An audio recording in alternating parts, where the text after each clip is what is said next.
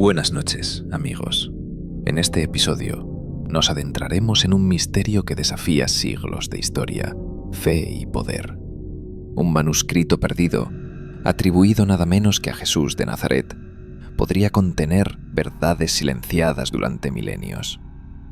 ¿Qué secretos guarda este documento prohibido? ¿Quién intentó ocultarlo?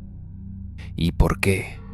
Acompáñanos en esta travesía entre sombras y revelaciones, donde la historia oficial se tambalea y el misterio se hace presente. Ponte los auriculares y déjate llevar por el misterio. Vamos a oírlo.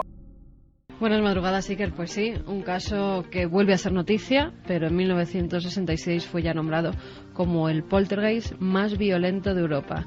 Ahora parece que los fenómenos se han reproducido a raíz del estreno de una película que habla precisamente de una aparición fantasmal en esa casa. En Europa, perdón, el error es mío. Y sin errores, comenzamos. Y como no, lo hacemos, Geray, viajando a Tierra Santa, viajando a una franja de la historia, en concreto al siglo IV. Polémica donde se nos presentaba a un Mahoma humano, a un Mahoma capaz de matar, de violar, en fin, de cometer todo tipo de atrocidades humanas. Y esta semana, la semana siguiente, el afectado es Jesús de Nazaret, donde se nos es presentado en un congreso internacional de estudios coptos que se ha celebrado esta semana pasada los coptos de fondo también, en un caso y en el otro. Exactamente, los coptos de fondo. Pues en ese documento copto que se presentaba en Roma esta semana, se nos dice que Jesús de Nazaret es mencionado como un hombre casado. Lo verdaderamente interesante de este asunto es que toda la polémica en el lado cristiano está centrada en un documento que no es mayor que una tarjeta de crédito, donde solamente hay 22 palabras legibles distribuidas en 8 frases, y en la cuarta línea de ese papiro escrito por los dos lados en caracteres muy borrosos es donde los expertos han encontrado la bomba. Dice textualmente: Jesús les dijo, mi mujer podrá ser mi discípula, en lo peor que me concierne, viviré con ella por... y ahí se queda. Lo curioso es que no es el primer documento polémico en torno a Jesús, textual, que se corta en el momento clave. O sea, como una novela cuya última página hubiese sido fracturada, ¿no? Te doy un dato para pensar en la conspiración, porque este asunto es bien interesante. Quien ha presentado este documento no es una investigadora cualquiera. Se llama Karen L. King, es una de las mejores especialistas del mundo en este tipo de documentos. Trabaja en la cátedra Hollis de la Escuela de Teología de Harvard, en los Estados Unidos, y ha publicado muchos libros sobre ese periodo de los primeros siglos del cristianismo y de las sectas gnósticas, en fin, de los primeros grupos cristianos que creían diferentes cosas durante un tiempo, hasta que a partir del siglo IV, justo en la época de este papiro, en fin, la cosa se normativiza de alguna manera. Lo curioso es que esta mujer, Karen King, pertenece a una especie de club de expertos mundiales que se hacen llamar el Seminario de Jesús, y que ya en el año 2004 fueron los encargados de presentarnos el Evangelio de Judas. Mira por dónde hablaba yo de otro documento más o menos en suspense, el Evangelio de Judas. Exactamente, donde también se nos presenta a un Jesús muy humano. Incluso el propio Ireneo, en su momento, uno de los padres de la Iglesia, arremetió contra este y otros textos de aquella época, porque lo que nos presentaban era a alguien muy alejado de la idea de divinidad que nos querían dar otras facciones del cristianismo. Bueno, pues todo eso surge de ese mismo círculo de intelectuales que investigan este tipo de revelaciones y que solamente las dan a conocer cuando, de alguna manera, cimientan esa idea de un Jesús de carne y hueso. Ahora vamos a opinar, porque imagino que todos tenemos nuestra opinión, y los oyentes también, que es la más importante. Pero claro, esto ya me suena a novela, Javier. Un grupo que hace estudios sobre Jesús, pero que tienen a su alcance, ojo, documentos que salen al día siguiente en todas las portadas del mundo. No es poca cosa, ¿eh? No es poca cosa. Claro, evidentemente el equipo de este programa lo primero que ha hecho ha sido ponerse en contacto con uno de los principales expertos en textos neotestamentarios en nuestro país. En fin, es un personaje que todos nuestros oyentes conocen y es de reconocido prestigio internacional, el profesor Antonio Piñero. Antonio Piñero, que es catedrático de Filología Neotestamentaria, es decir, que este asunto cae exactamente en su línea de especialización, nos hace una precisión de partida sobre este asunto del estado civil de Jesús de Nazaret y los documentos que lo sustentan. Yo lo primero que le diría esta noche a los que nos oyen es que el estado marital de Jesús puede ser cualquiera. Es decir, Yo pienso que un historiador puede pensar que Jesús era soltero, casado, viudo o incluso, como parece ser que puede deducirse de los evangelios aceptados de la Iglesia, que tuviera su familia, pero que enfervecido por ese deseo de predicar la inmediata venida del reino de Dios, que hubiera dejado momentáneamente a su familia por un cierto tiempo, y lo mismo que Pedro y otros apóstoles se hubiera dedicado a pensarlo. Ahora bien, yo sí creo que los documentos que tenemos están condicionados por los que son los vencedores de aquel conjunto de cristianismos primitivos, que eran 10 o 12, y que lo que nos han quedado son documentos sobre todo de los vencedores. Y los vencedores son los que imponen la idea de Pablo, que recordemos que en 1 Corintios dice que él es célibe, él es un soltero, y dice, como se va a acabar el mundo dentro de un momento, yo querría que toda la gente fuera como yo. Ahora bien, el que quiera que se case. Según Piñero, es perfectamente, por lo tanto, posible que Jesús, en fin, hubiera cambiado de estado civil y se hubiera casado o se hubiera emparejado. En fin, esto es algo que en esa época podría haber sucedido. Pero fíjate, estamos ante un documento, ante una pieza de papiro física que han podido investigar estos profesionales de la Universidad de Harvard y que son los que han presentado esta bomba informativa en este congreso en Roma, pero ese fragmento de papiro debe corresponder a algún texto, es decir, debe pertenecer a algún evangelio. ¿Se ha podido identificar a qué evangelio pertenece? Bueno, la respuesta es negativa. No pertenece a ninguno de los textos gnósticos que están investigados. Y la propia profesora Karen King ha propuesto que quizá esto forme parte de un evangelio hasta ahora desconocido. ¿Me estás hablando de otro evangelio perdido? Exacto, que ella ha llamado de momento el Evangelio de la Mujer o de la Esposa de Jesús. Ese sería el título provisional que tendría el Evangelio al que pertenecería este fragmento. Y de eso, Antonio Piñero también nos da un veredicto. Ella propone un título que se ha inventado. Es decir, el Evangelio de la Mujer de Jesús no existe. Yo no lo conozco, no lo conoce ningún especialista. Tú sabes que yo he publicado un libro que se llama Todos los Evangelios. Tiene 82 evangelios. Y aquí no está este. 1:49. Milenio 3, la noticia de la semana, quizá junto a otra tan diferente como la pirámide de Marte, dos elementos, dos documentos, uno posiblemente de piedra, otro de papiro, que capitalizan la actualidad. Lo curioso, y me gustaría mucho saber, las primeras líneas, por ejemplo, aunque no digamos textos concretos de lo que dice nuestro público, creen en la noticia, creen que es un fraude, les irrita que se hable así de Jesús de Nazaret, creen al revés en toda esta línea que se abrió sobre todo con el Código Da Vinci de un Jesús de Nazaret mucho más humano y quizá con mujer. ¿Se puede intuir algo? No les irritan a ninguno, vamos, aquí no es como en otras culturas, no les irrita que se hable de la figura de Jesús como un hombre casado.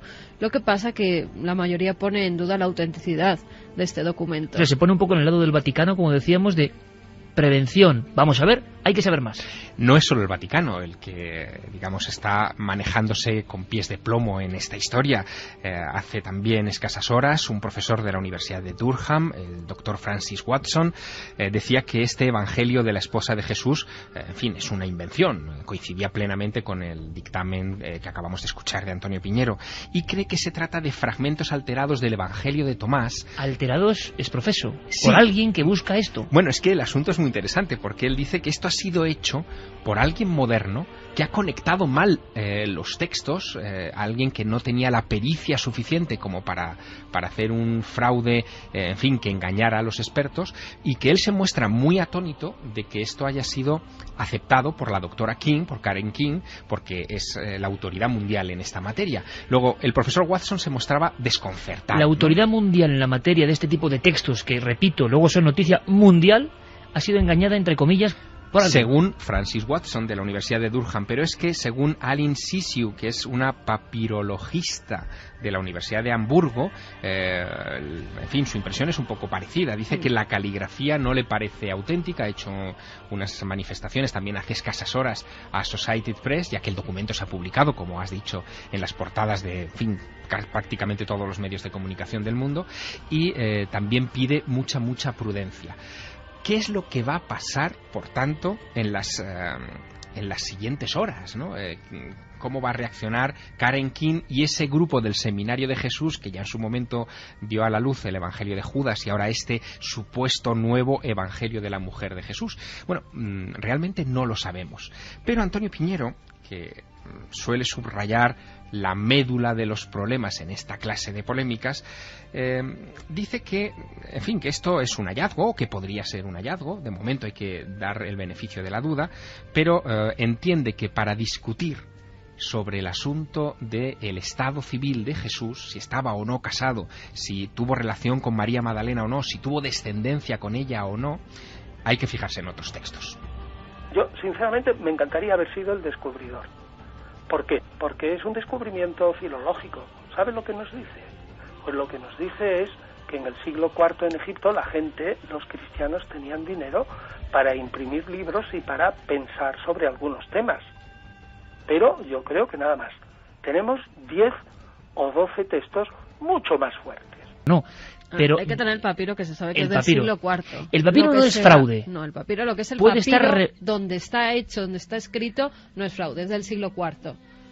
Lo que no saben si es fraude o no es la escritura, y es lo que van a analizar ahora con análisis de tinta, que es lo que van a hacer próximamente ante las voces que ha habido de que puede ser un fraude. O sea, la base, esto es una investigación como del CSI de los papiros, la base es auténtica. Sí que ya se sabe, se ha autentificado que es del siglo IV. Y ahora lo que tienen que autentificar es que esa tinta con la que se ha escrito es tan antigua como el papiro. Es decir, estamos ante una especie de mapa de Vinlandia redivivo, ¿no? Exacto, porque son muchas las voces extraño. que han dicho que es imposible. Santi. Aunque ya desde el siglo III, me parece que hay documentos donde se apunta la posibilidad de que Jesús pudo estar casado. Sí, esa es otra historia, Carmen, gracias por sacarlo, porque esa es otra historia muy interesante. Es verdad, es decir, la existencia de documentos antiguos del siglo II, III, donde se habla de que Jesús y María Magdalena eran cónyuges o tenían una relación marital, eso no es una invención de este grupo. O sea, no es el primer documento. No, en absoluto. Esto está en los documentos gnósticos, por ejemplo, que mencionaba Antonio Piñero. Sí. Pero también hay una cosa que hay que valorar. Muchos de esos documentos han tardado tiempo, de hecho se han recuperado en el siglo XX o finales del XIX, han tardado tiempo, por lo tanto, en llegar a la mesa de los investigadores, porque la Iglesia que se constituye a partir del siglo IV los persigue y los destruye. La gran dificultad de acceder a este tipo de material es que la Iglesia lo ha destruido. ¿Dónde estaba este documento, Santi? ¿Tu opinión conspiranoica? Pues la verdad es que es muy... Si la tienes, claro, igual no. Hombre, conspiranoica sobre el asunto, yo solo me congratularía de que se descubriese que el documento es verídico, porque entre otras cosas daría pie no solamente al matrimonio de Jesús, sino también a la posibilidad de una descendencia que ha sido objeto y centro de muchísimas teorías de conspiración. Y también porque, sin ser ni muchísimo menos más que un analista muy aficionado al tema evangélico, a mí personalmente me revelaría la solución a un enigma que desde que leí por primera vez los evangelios siempre he tenido, que era quién se casaba en la boda de Canaán. Porque al novio no se le menciona nunca, y a mí siempre me había llamado mucho la atención que si Jesús era un simple invitado allí, ¿por qué llega su madre, que también estaba presente, y le dice que se está acabando el vino? Oye, pues no es asunto mío, no me voy a poner aquí a convertir agua en vino en la boda de otro.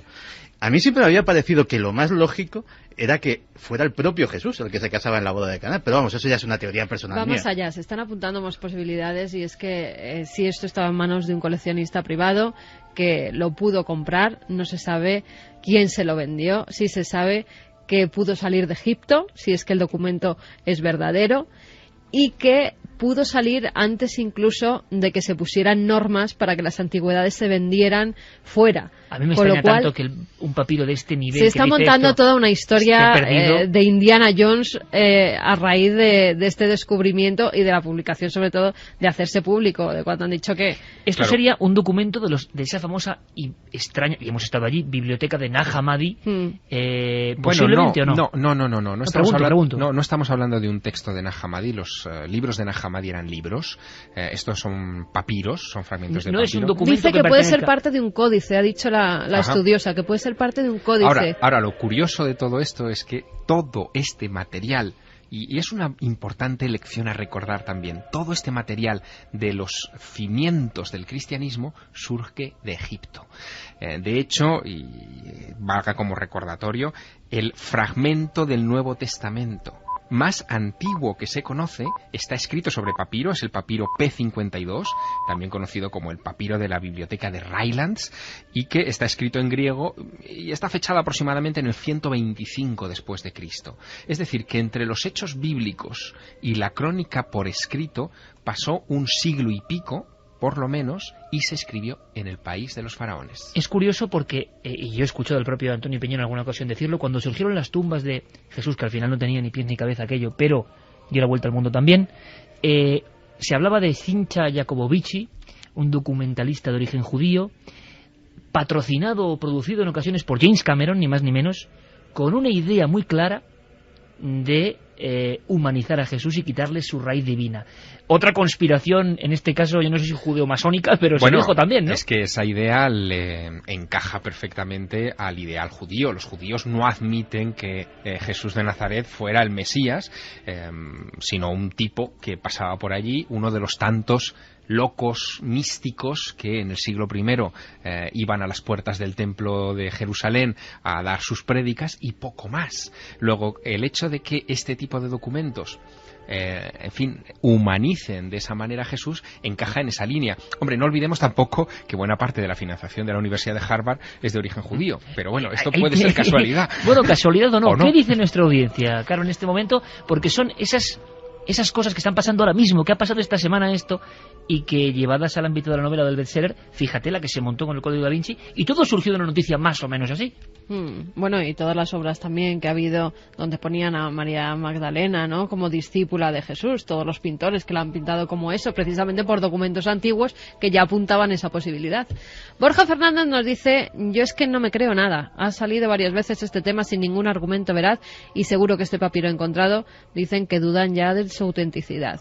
Óscar Utrilla, aquí se comenta, es como decir, no es nada raro que estuviera casado para la época en la que se supone que existió, el histórico, se supone, y con hijos. Otro ya es lo que nos han vendido la Iglesia, que eso sí que no me lo creo, y como ya he dicho, de descubrirse que en efecto existió y que estuvo casado y con hijos, su negocio se viene abajo. El de la Iglesia. Esa teoría también, bueno, no sé. Buenas noches, milenarios. Si aun siendo hijo de Dios, la Iglesia nos ha dicho históricamente que Jesús vivió sus 33 años como un hombre mortal, no veo por qué no podría haber sido un hombre casado. Ni le doy veracidad ni se la quito al papiro encontrado, y creo que casado o no, lo que no le quita relevancia es la figura de Jesús como tal, nos dice Carlos desde Lorca. Buenas noches, milenarios, seguimos con lo mismo. Sea cierto o no, creo que poco importa, más a excepción de dogmáticos o de creyentes muy férreos, con respeto. Nos olvidamos a menudo del contexto histórico en el que vivió, tampoco el origen társico de los que escriben ese documento casi 400 años después. Si se duda acerca de la vida y origen de alguien tan cercano en el tiempo como Colón, hace 1500 años... más son unos cuantos. Bueno, es que si se aceptara que Jesús estuvo casado, para la Iglesia el asunto sería, en fin, delicado, porque ¿qué hacemos con el celibato? Vamos a hacer una cosa, enseguida vamos a viajar a Marte, enseguida vamos a marcharnos al espacio exterior para saber algo de esa pirámide. El Vaticano, como decíamos, no dice fraude, dice que hay que quitarle importancia, pero tampoco se ha atrevido a dar un veredicto sobre este papiro. Son cosas como que le pillan siempre a contracorriente y en un principio no se había pronunciado. Ahora luego siempre analizan la cuestión y dicen algo. Sí, a través, sobre todo, bueno, primero fue el director del observatorio el que dijo que había que tener cautela y que además había un auténtico comercio de documentos falsos, entre los que podría incluirse este. Esto es interesante.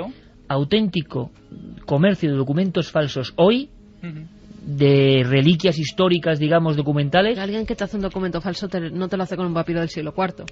Vete a saber. Es que un papiro del siglo IV vale. ¿Vale tanto?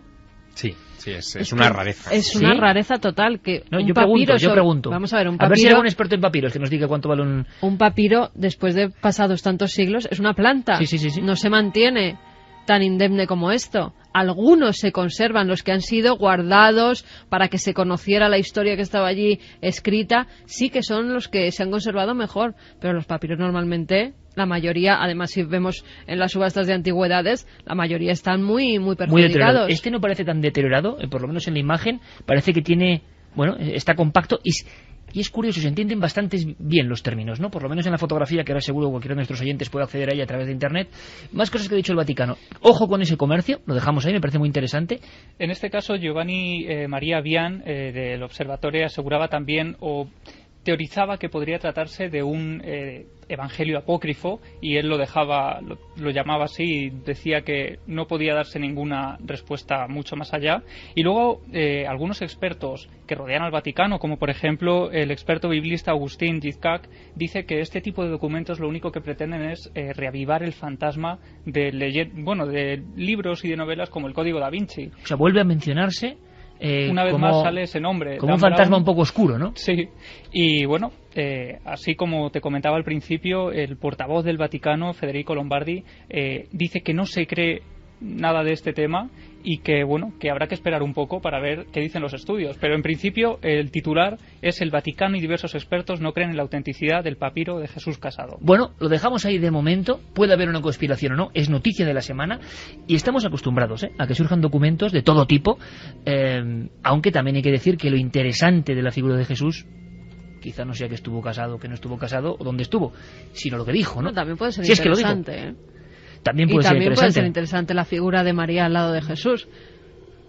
Bueno, pues es un tema desde luego ¿Y desarrollar. si influía en él para hacer determinadas cosas o no? Yo creo que sí, que es muy interesante. Por lo menos podemos cerrar esta noticia diciendo que la profesora Karen King de la Universidad de Harvard no va a ver su cabeza puesta a precio. La noticia que dan los periódicos mañana, en la edición del domingo, es bastante sorprendente. Un ministro pakistaní ha puesto precio a la cabeza del director de la película de Mahoma. Va a pagar $100.000 a aquel que lo mate. Esto lo ha dicho un ministro pakistaní. Esto lo ha dicho... O sea, la vida de un hombre vale $100.000. Exacto. Para Ghulam Ahmed Bilior, titular de ferrocarriles del gobierno de Pakistán, vale $100.000 la cabeza del asesino. Tienes la página del Mundo de mañana, ¿no? La página del Mundo de mañana con un destacado que es sorprendente. Dice: asesinaría con mis propias manos a ese blasfemo. Luego que me detengan. Esto lo dice el ministro, Y, en fin, por lo menos la profesora que ha sacado este documento no tiene esa especie de espada de Damocles, ¿no? Ahora, ¿en qué mundo vivimos también, Y no van a hacer nada con este ministro. Pues de momento estas no son las cultura. reacciones, claro. En fin. Porque habrá mucha gente que piense como él. De todas formas, la Pero religión... qué lección, ¿Qué sí, lección. La religión está... ha sido la causa de tantas cosas, ¿no? Entonces, está tan metida a fuego y sangre en algunas personas que surgen reacciones tan increíbles como esta. Nosotros, desde luego, esperamos que aquí no ocurra nada de eso. Al contrario, que analicemos con cierta pausa estos documentos que van saliendo y que pueden ser conspiración o no. Ojalá tengamos tiempo incluso este año para saber algo más, porque lo peor es que habitualmente llega el manto del silencio y no se vuelve a hablar nada. Portadas de periódicos mundiales y luego nada. ¿Pasará lo mismo con Marte? ¿Pasará lo mismo con la extraña pirámide marciana? Y esto es lo que me gusta a mí, Javier, decir, que esta semana se ha encontrado ese otro artilugio. Hablábamos de un artilugio humano que es increíble, ¿no? Mundo que en fin, que es de ciencia ficción para muchos. Lo que pasa muchos, es que con el láser ese se puede encargar la supuesta pirámide, ¿no? Bueno, porque si impacta en algún lado, no se sabe de qué roca está hecho, si impacta en algún lado o justo en el medio o tal, nos quedamos sin pirámide. Bueno, lo que es importante es determinar la naturaleza de la pirámide. Una de las hipótesis que se está barajando es que pueda tratarse de un meteorito. Nosotros sabemos que en la Tierra aparecen ocasionalmente lo que se llaman meteoritos orientados. Se trata de rocas metálicas que, según cómo entran en la atmósfera, pues adquieren formas caprichosas, y una de esas formas caprichosas suele ser la forma de una pirámide. Fíjate si es interesante el asunto, que se cree que algunas de esas piedras espaciales orientadas han dado pie incluso a importantes religiones, como por ejemplo la religión egipcia. La religión egipcia, la madre de las pirámides, por cierto, surge a raíz de una piedra que llaman Benben, que era un meteorito orientado en forma de pirámide y que se veneró durante siglos en Heliópolis. Y yo voy más allá. ¿Os acordáis de las famosas fotografías de la sonda Viking, las primeras que nos muestran Marte, y además con esa especie de granulado en la imagen? Ahora lo vemos todo tan nítido que le quita un poco de misterio, pero aquellas fotos causaron una enorme expectación. Y había pirámides, o se habló de que había formas piramidales gigantescas. Luego eso acabó como la cara de Marte, ensombrecida por las sombras y las luces, nunca mejor dicho. Pero, lo decíamos hace unas semanas en Cuarto Milenio, quedaban, y yo no sé qué ha pasado con eso, algunos otros monolitos o cosas extrañas o sombras en Marte que son raras. ¿Esto forma parte de todo ese ámbito del misterio o los científicos lo tienen muy claro? Vosotros conocéis, Javier, Carmen, a Francisco Anguita. Sí. Yo creo que el gran experto en Marte científico de este país, ¿no? Y experto en la geología marciana, que ha hecho unos libros impresionantes sobre Marte. Le hemos preguntado a ver qué opinaba sobre esto que llaman pirámide. Y hombre, yo creo que él reflexiona y desde luego no puede negar que es un hecho curioso. Vamos a ver qué nos cuenta. Lo que más me recuerda en geología terrestre es lo que llaman un canto facetado, un dry canter, que son piedras de esa forma aproximada, como tetraedros, que se encuentran en los desiertos y que son moderadas por el viento. Yo he visto muchas, por ejemplo, en el desierto de Australia. Lo raro es el tamaño, porque los que yo conozco tienen, pues yo qué sé, 5 o 7 centímetros de dimensiones, y esto tiene como unos 25 centímetros, según he leído. Y por otra parte se suelen encontrar en grupos grandes, de manera que no aparecen aislados como este, sino en congregaciones. Parece como si tuviera una dureza superior a la del terreno, porque precisamente por eso tiene esas caras planas. Yo creo que es algo de producto eólico, es decir, de erosión por el viento. Erosión por viento, dice el máximo especialista en España del estudio de los enigmas geológicos de Marte. Parece que no se ha encontrado con grandes misterios de momento, y este puede ser el primero, ¿no? El primer encuentro con algo que no casa muy bien. Y vuelve de inmediato, en las redes y en el inconsciente colectivo, el amor eterno por Marte y sus misterios. Y yo no sé si se acoplan nuevas conspiraciones. Lo que me sorprendió es saber, por ejemplo, que esas fotos tan extrañas del célebre monolito, pero este gigantesco, del año 2009, Santi, y tú me lo comentabas, sigue sin resolverse eso. Y a mí eso, valga la redundancia de nuevo, no me parece muy normal que una cosa de ese tamaño no se sepa lo que es en el planeta rojo. A nivel de conspiración rara en Marte es lo más extraño ahora mismo. No esta pirámide, sino las fotografías del 2009 de origen soviético. Posiblemente sean de las más extrañas, pero yo creo que se han fotografiado y se han analizado cosas más extrañas. ¿Más extrañas? Más extrañas. Hace unos años, analizando imágenes de la sonda Mars Global Surveyor, un equipo de investigación húngaro llegó a y lo publicó en varias revistas científicas, a una conclusión sorprendente, y era que lo que se reflejaba en esas fotos, en las que aparecía un inmenso mar de dunas salpicado por lo que parecía, echándole un poquito de imaginación, arbustos, montones de arbustos, como puede pasar en cualquier desierto de la Tierra, eran realmente arbustos o algún tipo de forma de vida vegetal. ¿En qué se basaban? Pues en que la Mars Global Surveyor, lógicamente, hace varias fotos de las mismas zonas en diferentes épocas del año. Y descubrieron que estas formas cambian estacionalmente. Cambian de tamaño, cambian de color, cambian de forma y no solamente lo hacen de una forma lineal, sino de una forma cíclica. En cada estación marciana tienen un color diferente a lo que correspondería casi a la vegetación terrestre en nuestras estaciones terrestres. Y eso es posiblemente ahora mismo una de las mayores... Lo escuchamos. Se ha sabido esta semana, el vehículo robotizado Curiosity, que en estos momentos recorre Marte, ha viajado al planeta rojo con uno de sus componentes sin esterilizar. La noticia la desvelaba el diario Los Angeles Times y ha dado la vuelta al mundo porque, de confirmarse, significaría que hemos contagiado a Marte con microorganismos terrestres. El alcance de este incidente aún está por calibrarse. De momento, sabemos que el factor contaminante es el taladro que lleva incorporado este robot y que ha llevado a uno de los portavoces de la Sociedad Planetaria de Pasajeros Pasadena, Bruce Betts, a quejarse amargamente. ¿No sería trágico?, se ha preguntado Betts, si alguna expedición llegara a descubrir vida en Marte solo para más tarde encontrar allá en realidad la vida de la Tierra. Sí, pero la vida de la Tierra, ¿cómo? Hemos empezado con una cuestión de novela, con el papiro de Jesús, muy de bestseller, y esto también. ¿Os imagináis, amigos? Nuevas expediciones en el futuro y microorganismos o virus que cómo han vivido y sobrevivido allí. ¿Ciencia ficción pura y dura o no? Está pasando, esto no es ninguna invención. Bueno, el taladro es el que se va a utilizar precisamente para perforar la pirámide marciana, así que todo se encaja, ¿no? La pirámide con microorganismos humanos mutados en Marte. Bueno, y esto que parece increíble podría ser verdad. Lo que dice Los Angeles Times es que todavía está por confirmar que esos microorganismos hayan podido sobrevivir al viaje de 9 meses hasta el planeta Marte, es decir, que tendrían que ser organismos muy resistentes a haber superado el vacío cósmico y las temperaturas muy bajas del espacio durante ese tiempo, y que allí en el planeta Marte, que hace más calor, unos 23 grados bajo cero de media más o menos en la superficie, pues que allí se reanimasen y empezasen a contagiar el lugar. Hombre, esto tiene muchas lecturas, ¿no? La lectura más fantasiosa, pero también más intrigante, nos conecta con una idea que surgió en los cuentos, en los libros de ciencia ficción de los años 40, que hablaban de cómo terraformar planetas, ¿no? Es decir, si de repente Marte, que es un mundo seco, nosotros lográramos contagiarlo con microorganismos, con algas, en fin, con elementos que fueran poblando poco a poco su superficie y fueran generando una atmósfera, al cabo de unos cuantas decenas de miles de años tendríamos una Tierra 2 donde poder establecernos.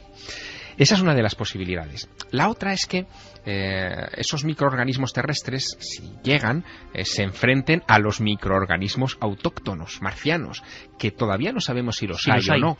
De hecho, y esta es otra de las conspiraciones que podríamos poner sobre la mesa esta noche, recordando al planeta rojo, ahí está todavía por, en fin, vindicar o por condenar los experimentos del doctor Gilbert Levine, que en 1976, con las naves Viking, hizo una serie de experimentos en la superficie del suelo marciano que fueron ambiguos.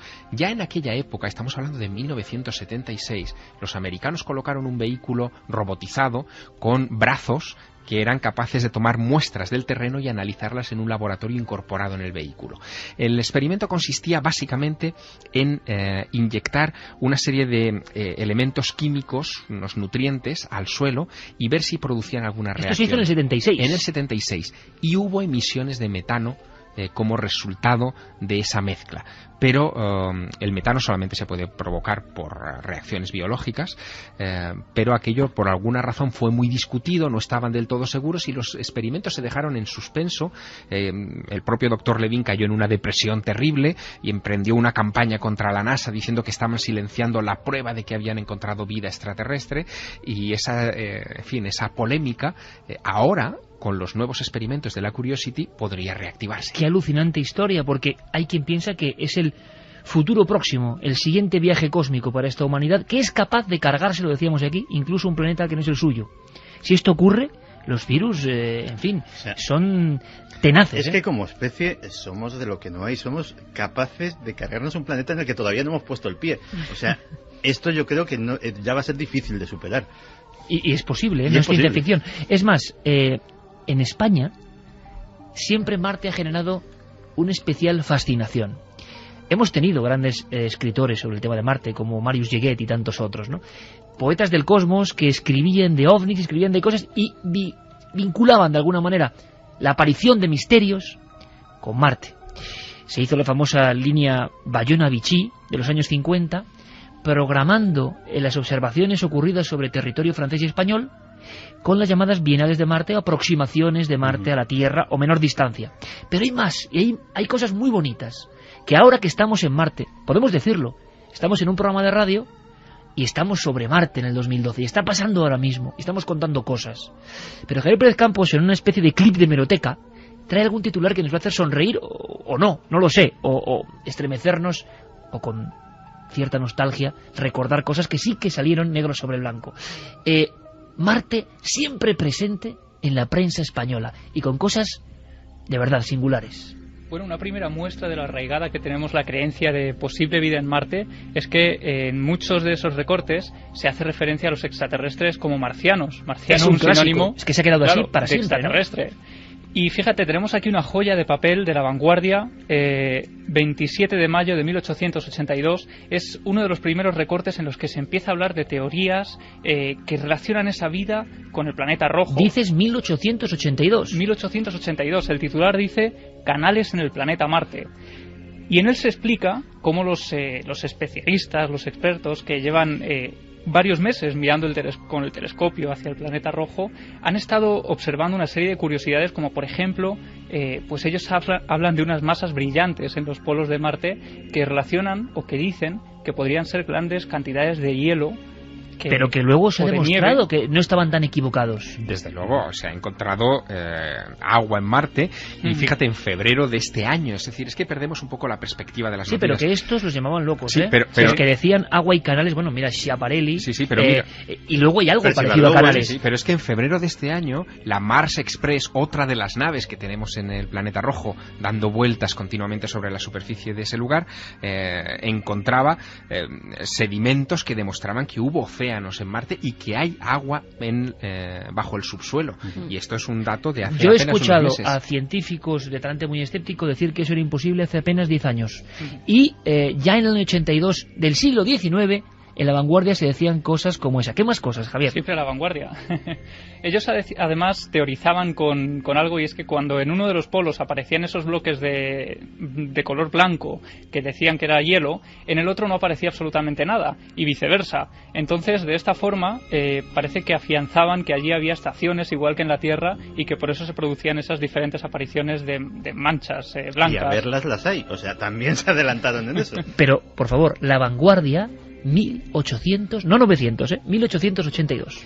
Se hace mención entonces también en este mismo artículo a Schiaparelli al otoño de 1877 y a esas pues a esas bandas rectas y estrechas que él en un momento determinado llegó a decir que era una red de canales artificiales que no podían ser naturales. Y es que además se hace también referencia a que unos meses después de estas de estas palabras de Schiaparelli, que era además director del observatorio de Brera en Milán, pues apareció en el Times una carta en la que se explicaba que otro experto que había estado analizando precisamente esos canales, había descubierto otros pequeños canales, otras ramificaciones mucho más pequeños, más estrechos de esos mismos canales, y que hacían ya definitiva la teoría de que eso tenían que ser precisamente construcciones artificiales, que no podía ser nada natural. ¿Qué pasó con todo eso? Esto siempre ha estado muy presente en las teorías marcianas, una superestructura o una especie de... Y ahora muchas fotografías nos hablan de una especie de cauces secos.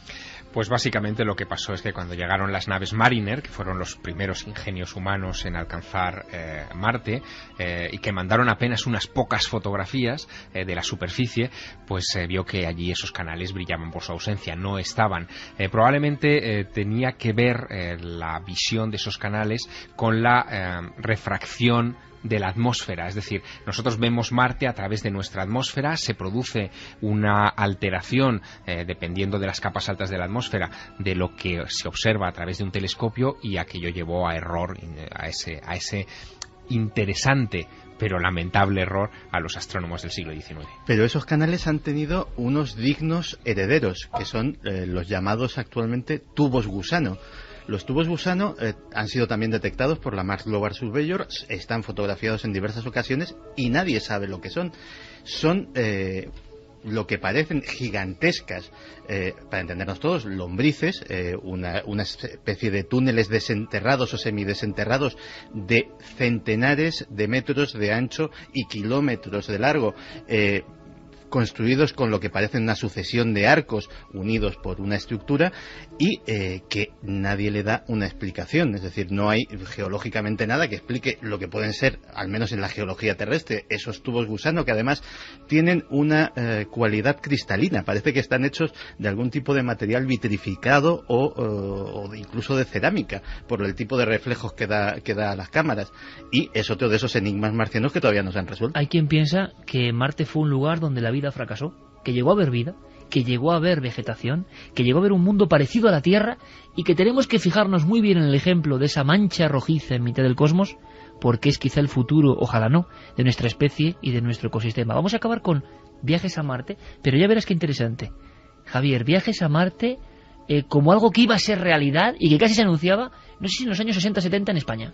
A principios del año 71, la revista Tiempo, en 4 páginas, ofrece lo que dice una de las exclusivas más asombrosas del año, y es que en breve la compañía Boeing iba a ofrecer paquetes vacacionales a Marte a un precio de 626 millones de dólares por tripulante, por cabeza. Eso ya en el año 71. Sí, y es además, él dice que es la compañía Boeing, él dice que además la revista Tiempo tiene la exclusiva y que la fecha de embarque del primer viaje es el 17 de enero de 1972. Se ofrece esa fecha, se dice que el diseñador de la nave que se ha construido es Philip Bono, que ya había hecho otros diseños como la Itacus o Sasto, y bueno, pues que era un aparato de unos 3.800 toneladas, que tendría unos 76 metros de altura y que sería capaz de transportar a 8 pasajeros por viaje. Y no era ciencia ficción, sino que se daba como futuro ficción que iba a ocurrir.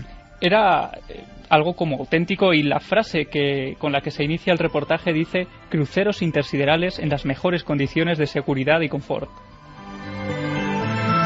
Siempre hemos querido estar en Marte, pero hay novedades de ultimísima hora, Javier. Hay novedades. Mañana se inaugura en Madrid el 7º Congreso Europeo de Ciencias Planetarias, donde se van a reunir 600 científicos de todo el mundo para hablar precisamente de lo que está sucediendo en Marte y en otros puntos de nuestro sistema solar.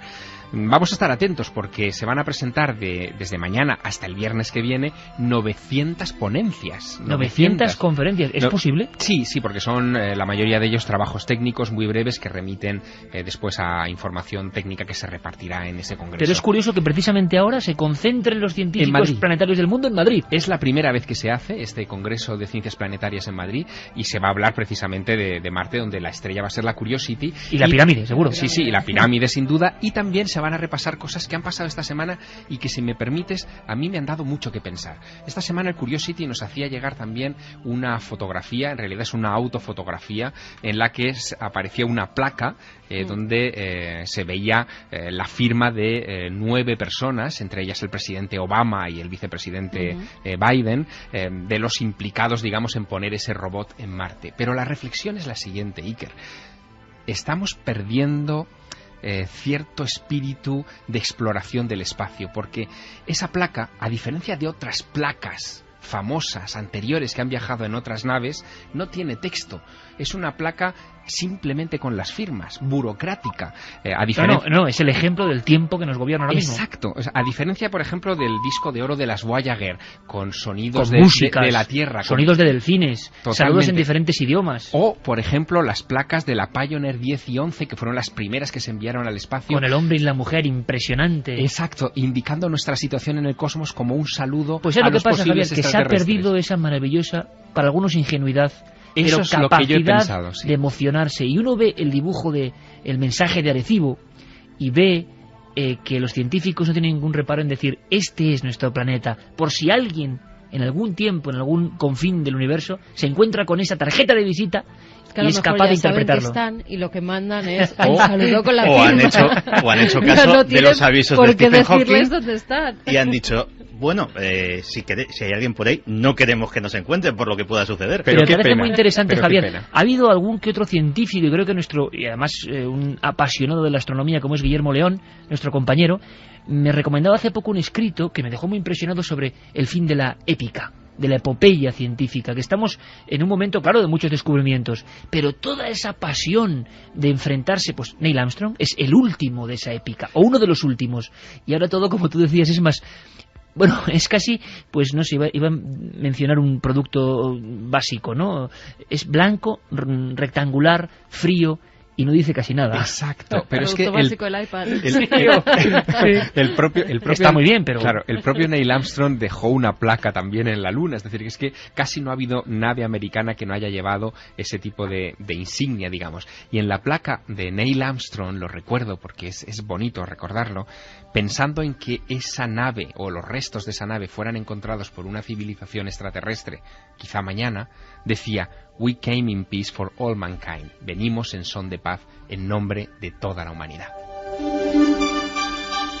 Hay teóricos que hablan de que se perdió un poco la épica romántica del descubrimiento, de la exploración a todos los niveles. Y yo no lo digo, lo dicen ellos, pero es muy curioso. Es como si faltase algo de alma en alguna de estas cosas, como si tuviésemos demasiado rubor para mostrarnos como lo que somos.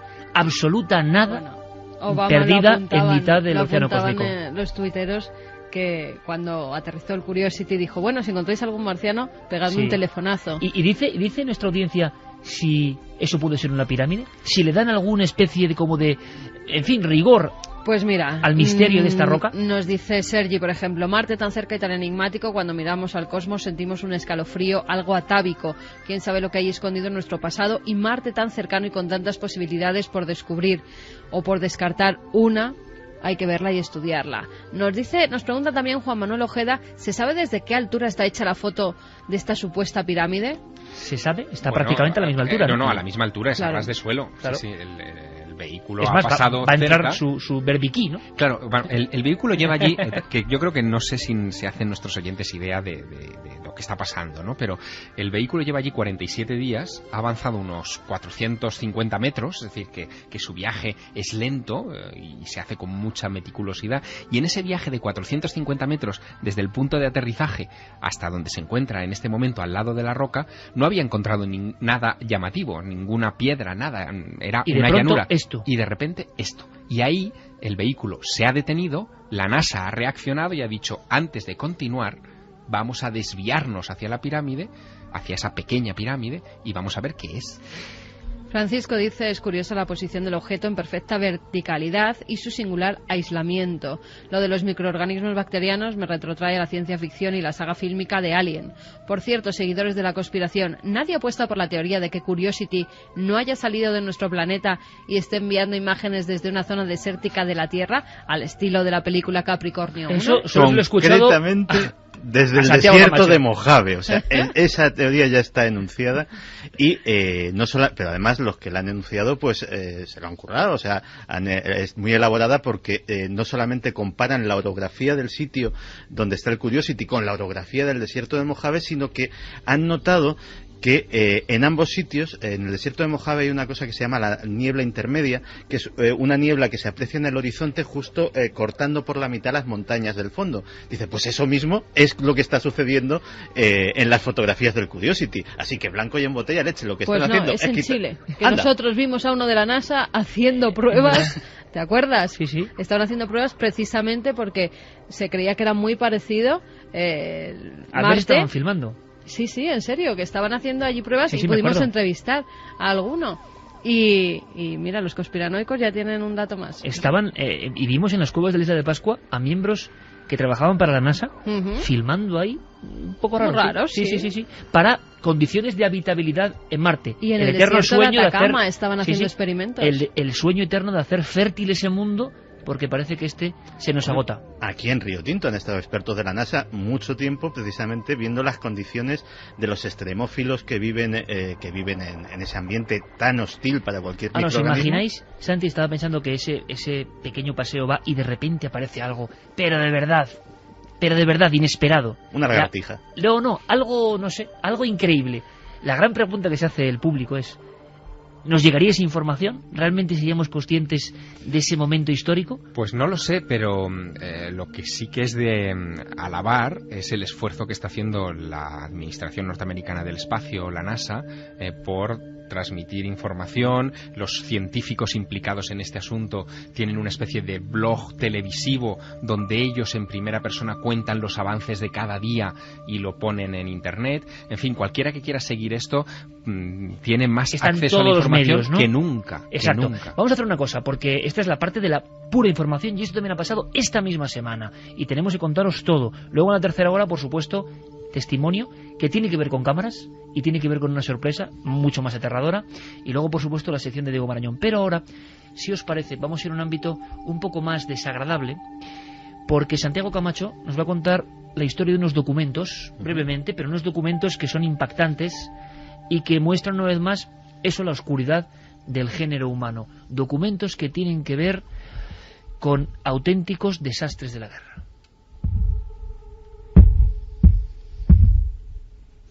Anthony Beevor es posiblemente en la actualidad uno de los más prestigiosos historiadores de la Segunda Guerra Mundial. Ha escrito varios libros sobre el frente europeo, sobre Stalingrado, sobre el desembarco de Normandía, y su último trabajo, que va a ser publicado en breves semanas, es sobre la Guerra del Pacífico. Investigando sobre esto, se encontró en los archivos tanto norteamericanos como australianos, nada en los archivos japoneses, una desagradabilísima sorpresa. Una sorpresa que hacía ya tiempo se había encontrado un colega suyo, un japonés, también en los archivos australianos, llamado Yuri Tanaka. Me encontré un gran número de documentos australianos clasificados que decían: crímenes de guerra japoneses cerrados, crímenes de guerra japoneses cerrados. Me pareció muy extraño y decidí solicitar que se publicaran aplicando la Ley de Libertad de Información. Descubrí que en su mayoría eran casos de canibalismo. Casos de canibalismo, pero no casos de canibalismo como pudo suceder en Stalingrado, como pudo suceder en otras batallas en las cuales los soldados estaban desesperados, tenían que sobrevivir y recurrían a los cadáveres o incluso a los cuerpos de sus propios compañeros. No. En este caso, todo comienza con los 140.000 hombres japoneses que están ocupando Papúa Nueva Guinea. El ejército norteamericano los tiene cercados y ha cortado completamente sus líneas de suministro. El alto mando no tiene manera de hacerles llegar absolutamente nada. Y entonces telegrafía una orden espeluznante. Coged prisioneros y utilizadlos como ganado. Al parecer el canibalismo era practicado por toda la unidad, muy bien organizado y llevado a cabo estratégicamente por todas las tropas japonesas. Una sección del escuadrón iba al campo de batalla y volvía con los cadáveres a un sitio seguro, mientras que los demás luchaban contra las tropas aliadas. Luego mutilaban los cadáveres y se cocinaban. Después, rápidamente, los japoneses se retiraban, retrocedían. Imagínate el escenario de pesadilla. Igual que durante el Holocausto se programó la muerte de millones de personas, aquí se practicó una carnicería humana sistemática, un matadero de seres humanos destinados a la alimentación de un ejército de cientos de miles de soldados. Las imágenes atroces que pudieron suceder solo las conocemos a través de los testimonios de los escasísimos supervivientes de un bando y de otro. Los japoneses, algunos, se han atrevido a hablar, como es el caso de Sadahishi Imanishi, que nos cuenta parte de lo que vivió en aquel frente. No diré que no hubo canibalismo. Una vez vi a un soldado que llevaba el brazo de un muerto. Lo cargaba encima. Los demás le gritaban: dame un poco de eso. El soldado que llevaba el brazo dijo: ¿cómo voy a compartirlo con vosotros? ¿Sabéis lo que me ha costado conseguirlo? Los soldados hambrientos insistieron mucho. Le decían: danos al menos los dedos. Y el soldado cortó los dedos y se los arrojó a los otros. Pero desde Tokio el telégrafo seguía funcionando y seguía dando instrucciones, porque había que no solamente hacer este macabro comercio, sino magnificarlo y hacerlo cada vez más eficiente. Entonces se llegó a la técnica más atroz de todas. Los soldados, los prisioneros, eran conservados, atados como animales de granja, y se les cortaba la carne vivos. No se les sacrificaba hasta varios días después. La razón, puramente lógica, puramente técnica. Así intentaban mantener una fuente de alimento. Cuando se mata a una persona, la carne se estropea. Por tanto, mantenían con vida a los prisioneros el mayor tiempo posible. Luego, al día siguiente, cuando aún seguía vivo, se le extraían los órganos internos para cocinarlos.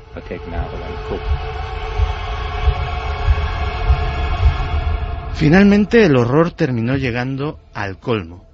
Las tropas aliadas, las tropas norteamericanas y australianas, iban presionando cada vez más a los japoneses y ya no era posible obtener prisioneros. La orden final era muy sencilla: comeros a vuestros propios compañeros. Los documentos de los archivos australianos muestran que los soldados de Australia encontraron no solo los restos mutilados de soldados aliados, sino también de soldados japoneses. En la mayoría de los casos, los japoneses se comían a sus camaradas que habían muerto en combate o por enfermedad. Pero en casos extremos, se mataban los unos. Muy serios, pero esto es Milenio 3. Dice, la noticia, claro, la actualidad y de repente... Los oyentes, dice, como Mari Carmen, dice, viendo este tipo de atrocidades que cometemos aquí, esos supuestos seres inteligentes nos van a contactar. Esa es buenísima, ¿eh? Esa es buenísima, porque nos creemos con estos ejemplos todavía el centro del universo, ¿no? Es increíble. Vamos a hacer una cosa, porque luego creo que Santi también quiere reflexionar, aunque sea un par de minutos, y yo tengo mucho interés en escucharle también.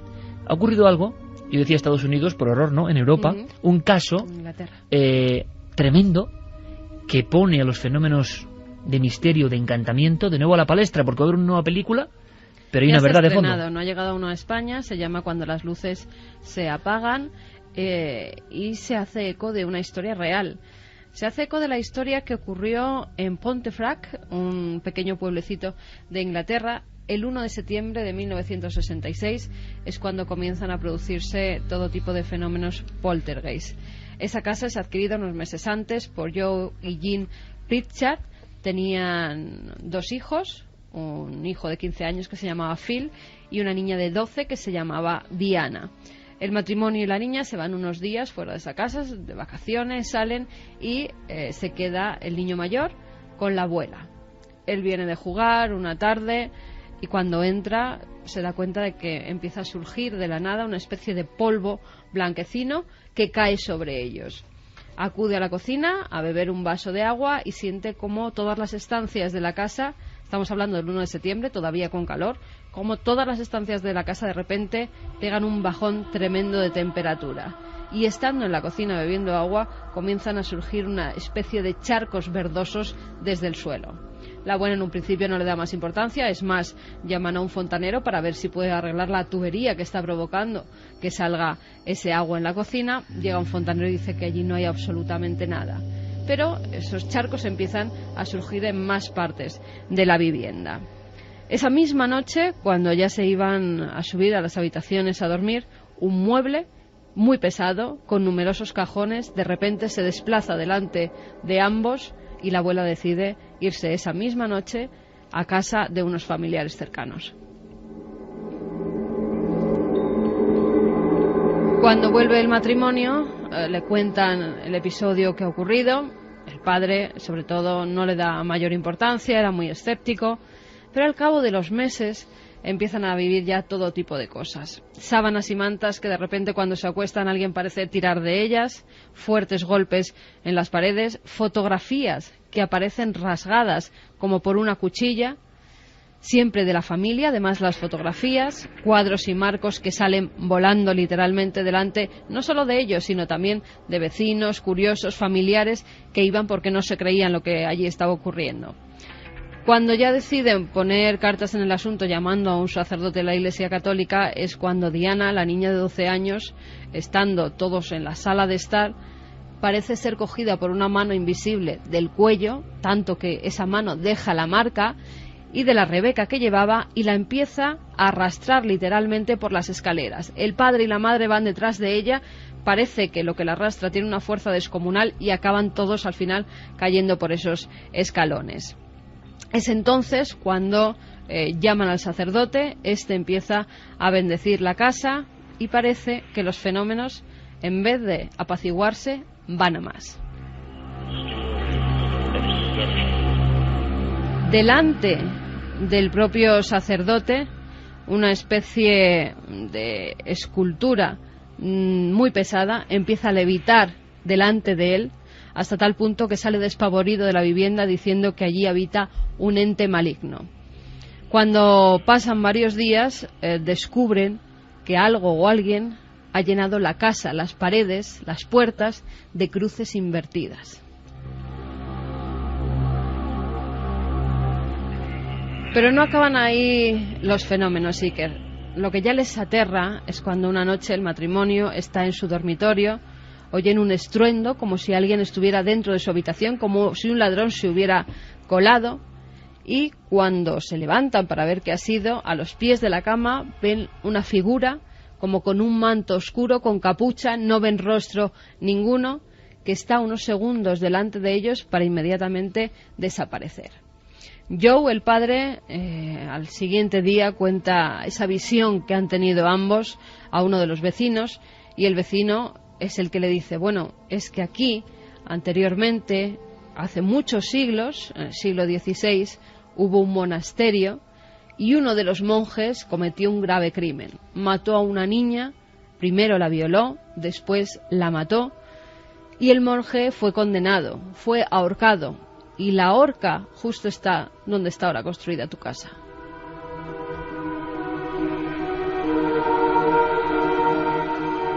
Después de eso, Iker, en numerosas ocasiones volvieron a ir sacerdotes, estuvieron exorcizando la casa hasta en 3 ocasiones, y parece que durante muchos años pues los fenómenos se apaciguaron hasta desaparecer. Es más, la familia, que era una familia normal, obrera, que no tenía mucho dinero como para cambiarse a otra vivienda, siguió viviendo allí. El hijo heredó la casa, la vendió hace muy poquito tiempo. Y ahora, a raíz de la película, cuando las luces se apagan, su director es Pat Holden. Pat Holden es el sobrino de ese matrimonio, y él mismo, en sus propias carnes, vivió algunos de esos fenómenos, y siempre dijo que cuando fuera director de cine tenía que contar la historia de aquella casa. Bueno, pues parece que ahora, con el estreno de esa película, el pasado mes de julio, desde esa fecha, los vecinos ven como en esa casa se siguen produciendo fenómenos, cómo se han reactivado. En esa casa ahora mismo ya no habita nadie. Se ven cómo se encienden y se apagan las luces por la noche, como si alguien estuviera poniendo la televisión, o grandes murmullos como de gente hablando a altas horas de la madrugada, e incluso se ha visto a esa figura fantasmal paseando por los cristales de esa vivienda. Está claro. Es el próximo destino de Javier Pérez Campos, ¿no? Una noche allí. Lo curioso, y valga la broma para animar un poco, porque estos casos siguen ocurriendo, hay un patrón como muy... con más o menos espectacularidad, pero un patrón muy definido, y puedo adelantar una cosa, que hemos accedido a... Mañana, por favor, luego lo recordaremos, porque luego toda la gente me la encuentro por la calle, que vais muy tarde, en Cuarto Milenio. Bueno, pues mañana vamos más pronto. Así que no nos abandonéis, a las 12. Porque a veces pasa que luego cuando se cumple el deseo, no. Entonces mañana vamos más pronto. Y digo esto porque, no mañana, pero creo que en un par de semanas, si esto es posible, hemos tenido acceso a documentación oficial, solo decimos eso, con este tipo de cosas. Vamos a decirlo así, ¿vale? Para resumir. Y uno, que sinceramente es un ser, creo todavía, algo racional, dice, todo esto es muy difícil de creer, incluso que todo esto se produzca de esta manera, con esta secuencia de hechos. Pero hay gente que lo vive y que pasa mucho miedo. Y luego resulta que existen los expedientes X, hay alguno célebre ya en España, pero hay más. Nos vamos a quedar muy sorprendidos. Documentos oficiales, simplemente lo lanzo ahí, españoles, de fuerzas y cuerpos de seguridad del Estado, con cosas más o menos parecidas a esta. Y uno dice, ¿será que no lo entendemos todo? ¿Será que siguen ocurriendo cosas sencillamente imposibles? Quedan, parece mentira, pero quedan 90 días, creo, para el final del calendario maya. Iba a decir, ¿vamos a alegrar la cuestión? No. Porque nosotros no creemos. Es más, creemos en la profecía maya, pero un poco de cambio que no nos viene mal, ¿eh? Cambio que no nos viene mal, porque peor ya no puede ir. O sea, el cambio para bien. Pero Carlos Cala, lo sabéis bien, es nuestro cronista. Está él casi como con las cuentas, ¿eh? Las cuentas mayas pasándolas. Y sorprende mucho escuchar que quedan solo 90 días para una fecha de la que llevamos oyendo hablar años y años y años. Quedan 90 días para el fin del calendario maya. ¿Y si el fin de este mundo terminara pareciéndose al que acabó con los dinosaurios? No pasa una semana sin que un asteroide potencialmente peligroso transite cerca de nuestro planeta. Los últimos, llamados 2012 QG42 y QG8, Lo hicieron hace tan solo 9 días, el pasado 13 de septiembre. Esos 2 asteroides estuvieron a solo 7 veces la distancia que nos separa de la Luna. El mayor de ellos tenía el tamaño de 3 campos de fútbol y había sido descubierto en una fecha tan reciente como el pasado 26 de agosto. Los expertos están constatando con preocupación que esta clase de NEOs, u objetos cercanos a la Tierra por sus siglas en inglés, solo son detectados cuando están demasiado cerca como para que nos preparemos para su impacto. Según Michael Kahn, de la Agencia Espacial Europea, por puro cálculo de probabilidades, solo faltan 10 o 15 años para que una de estas super rocas impacte contra nosotros.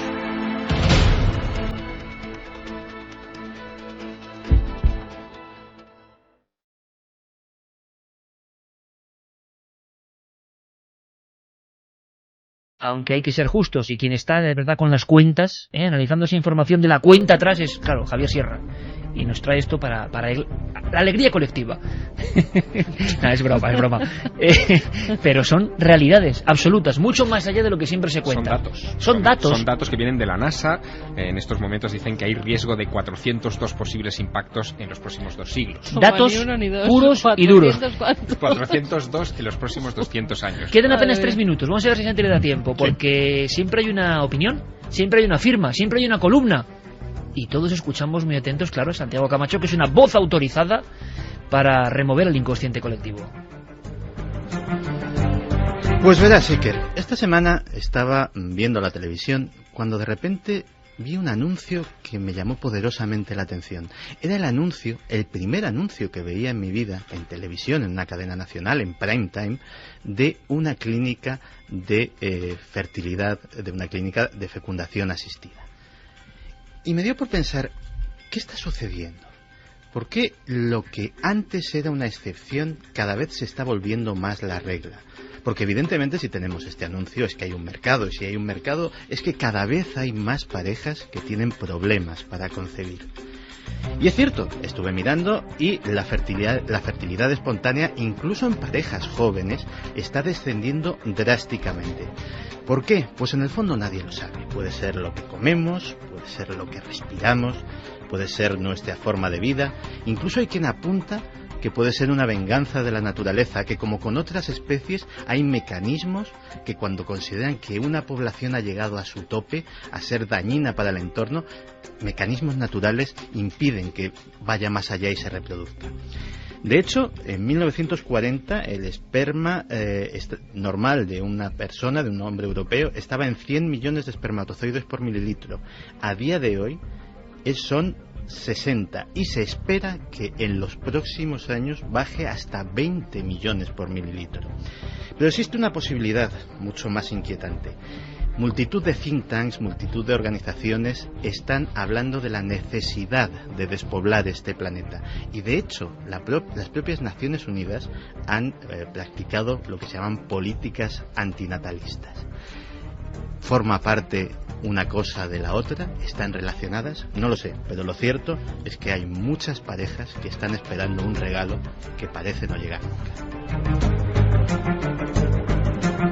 Es un lujo hacer este periódico sonoro con columnistas como Santiago Camacho y como Javier Sierra. Compañeros, hasta la próxima semana con toda la información trepidante de lo que casi nadie cuenta. Un abrazo y hasta dentro de 7 días, amigos. Aquí estaré. Hasta la próxima. Y ahora, por supuesto, como es de ley, toda la información, todas las noticias con nuestros compañeros de los servicios informativos. Y después nosotros venimos con la otra hora especial de Millennial Fresh.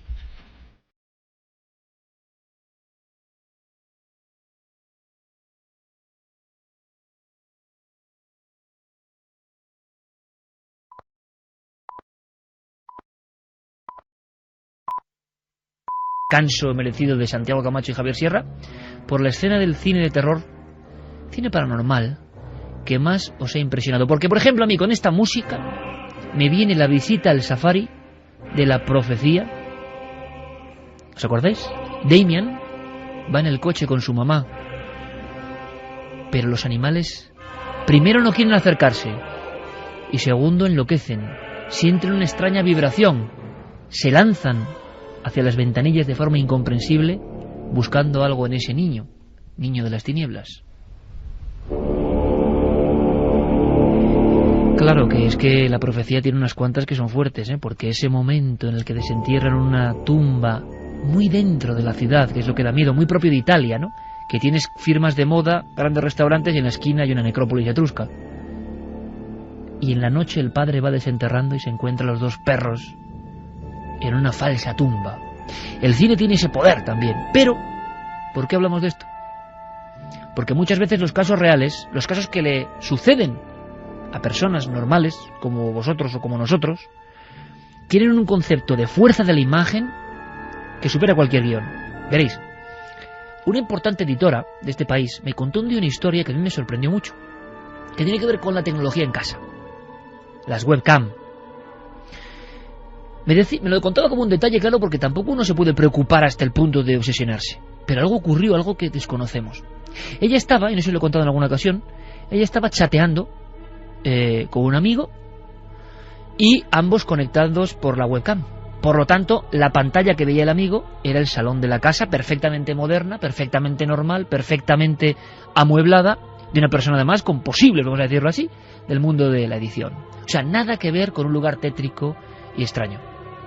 Y de pronto, el amigo le dijo: hombre, veo que tienes en casa a tu sobrina. Hay que imaginar el rostro y la cara de esta mujer, porque estaba sola en casa. Y le pregunta, y estamos visualizando ya el tecleo en el chat, ¿cómo? Y le repite, sí, que detrás en el pasillo está tu sobrina, ¿no? Lo que este hombre había visto era la imagen de una niña mirando fijamente a lo que sería su tía a nivel oficial desde el fondo del salón, en el marco de la puerta. Pero allí, como ya imagináis, no había nadie. Esto es una historia real.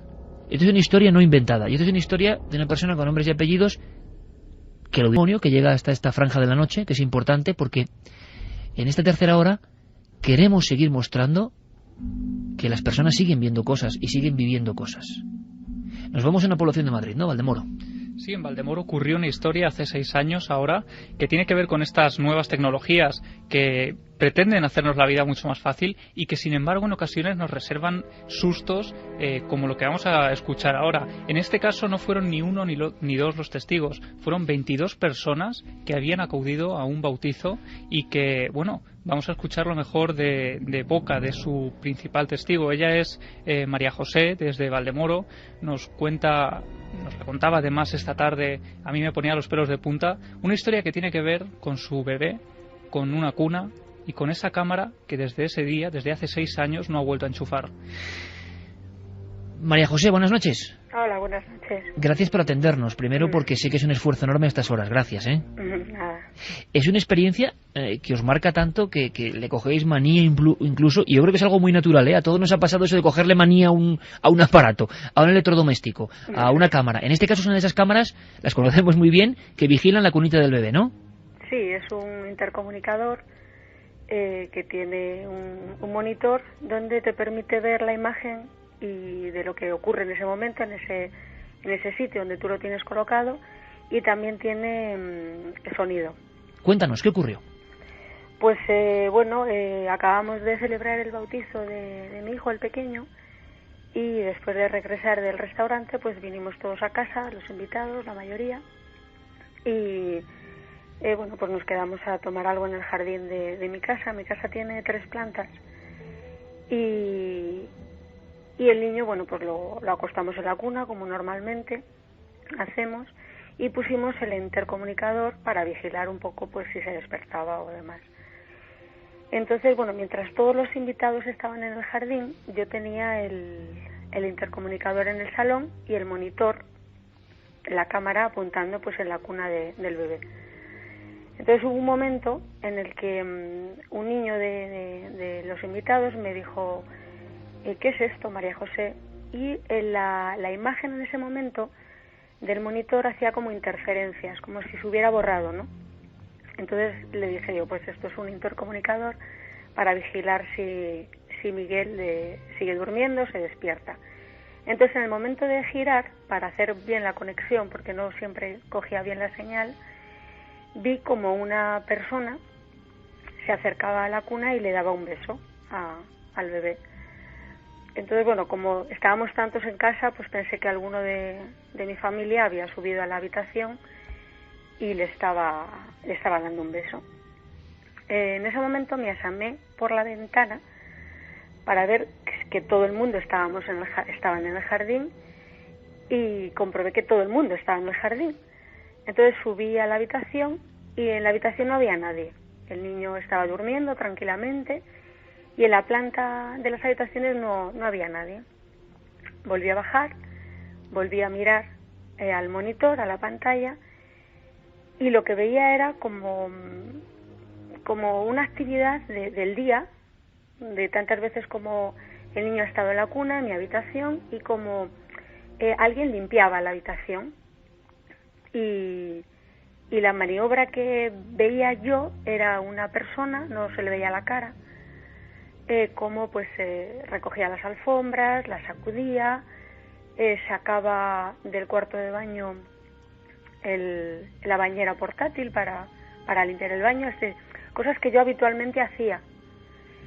Pero no eras tú, no era tu imagen, María Jesús. A ver, María José, perdona, no era tu imagen, sí. ¿no? Claro, yo nunca vi la cara, o sea, nadie vimos la cara de esa persona. Aparentemente parecía que era yo, pero yo en ese momento no me fijé si podía ser yo o no. El caso es que yo veía a alguien arriba, entonces mi preocupación era que era verano, la puerta estaba abierta, pues pensé que alguien, una persona física, había subido a entrar en la casa, ¿no? Entonces volví a asomarme por el balcón y les decía a los invitados, oye, ¿estáis todos ahí? Y me decían, pero bueno, ¿qué te pasa? Sí, estamos todos aquí. Entonces yo les dije, es que hay alguien arriba. Y entonces, bueno, 2 amigos, y junto con mi padre y mi prima, vieron todas las habitaciones, subieron a la bordilla, no había nadie, bajaron al garaje, no había nadie, y me decían, María José, no hay nadie. Entonces ya me empecé a poner un poco nerviosa, y ya les dije, digo, a ver si es que yo estoy viendo algo que no...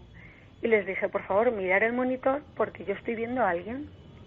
Entonces mi prima miró y dijo, efectivamente, hay alguien que está limpiando. Fueron textualmente la frase que dijo. Entonces cuando ya ella dijo eso, yo me alarmé bastante, porque nunca pensaba que era algo paranormal, ni nada de nada. Pensaba que alguien había entrado a casa.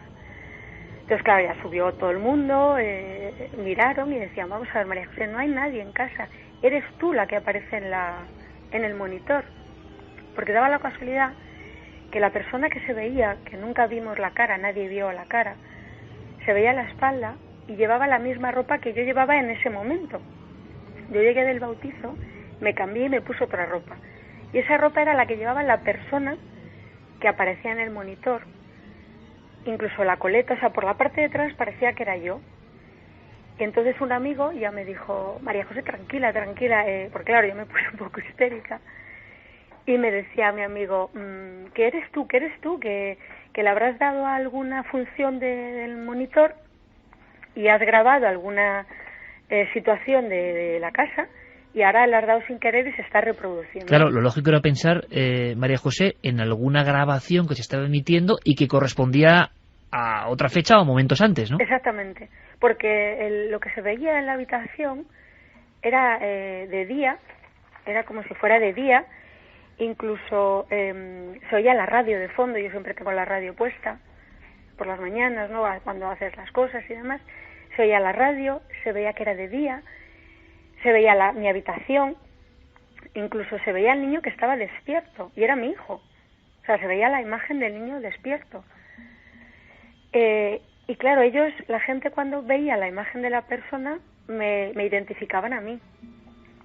Entonces, claro, pues en ese momento dijeron, tranquila, no te preocupes, que eres tú, que labrás este aparato, pues a lo mejor tiene una función que desconoces, y en algún momento se ha grabado una escena cotidiana de ese día y ahora se está reproduciendo.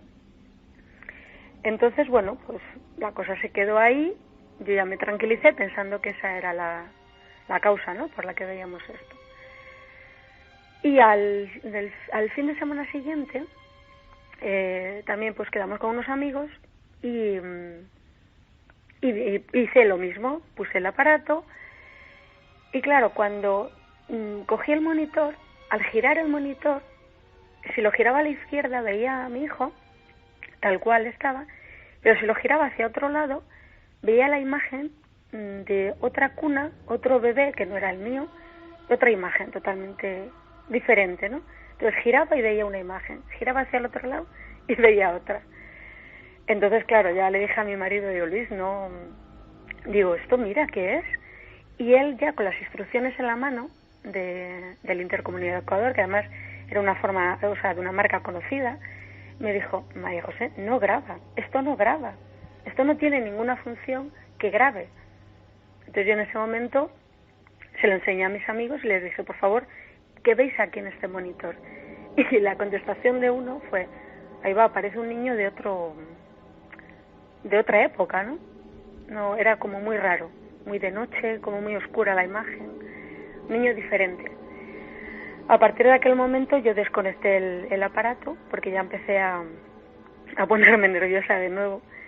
Y al día siguiente fui a la tienda donde lo había comprado y le dije que por favor que revisaran el aparato porque no hacía la utilidad a la que está, para lo que sirve, ¿no? El monitor, que es ver el tiempo real en ese momento, para poder comprobar qué pasa en ese momento.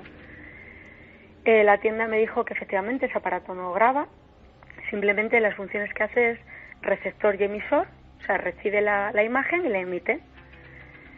Y me dijeron que el aparato estaba perfecto, lo llevaron lo enviaron a la marca, lo revisaron y dijeron que el aparato estaba perfecto. O sea, hubo usted una revisión concreta por parte de la marca de ese aparato concreto, sí, por si era un error, ¿no? Sí, claro, por si, no sé, o a lo mejor esa sería una serie especial, no sé, porque yo, claro, buscaba todo un poco, buscarle la lógica, ¿no?, dentro de lo que yo considero.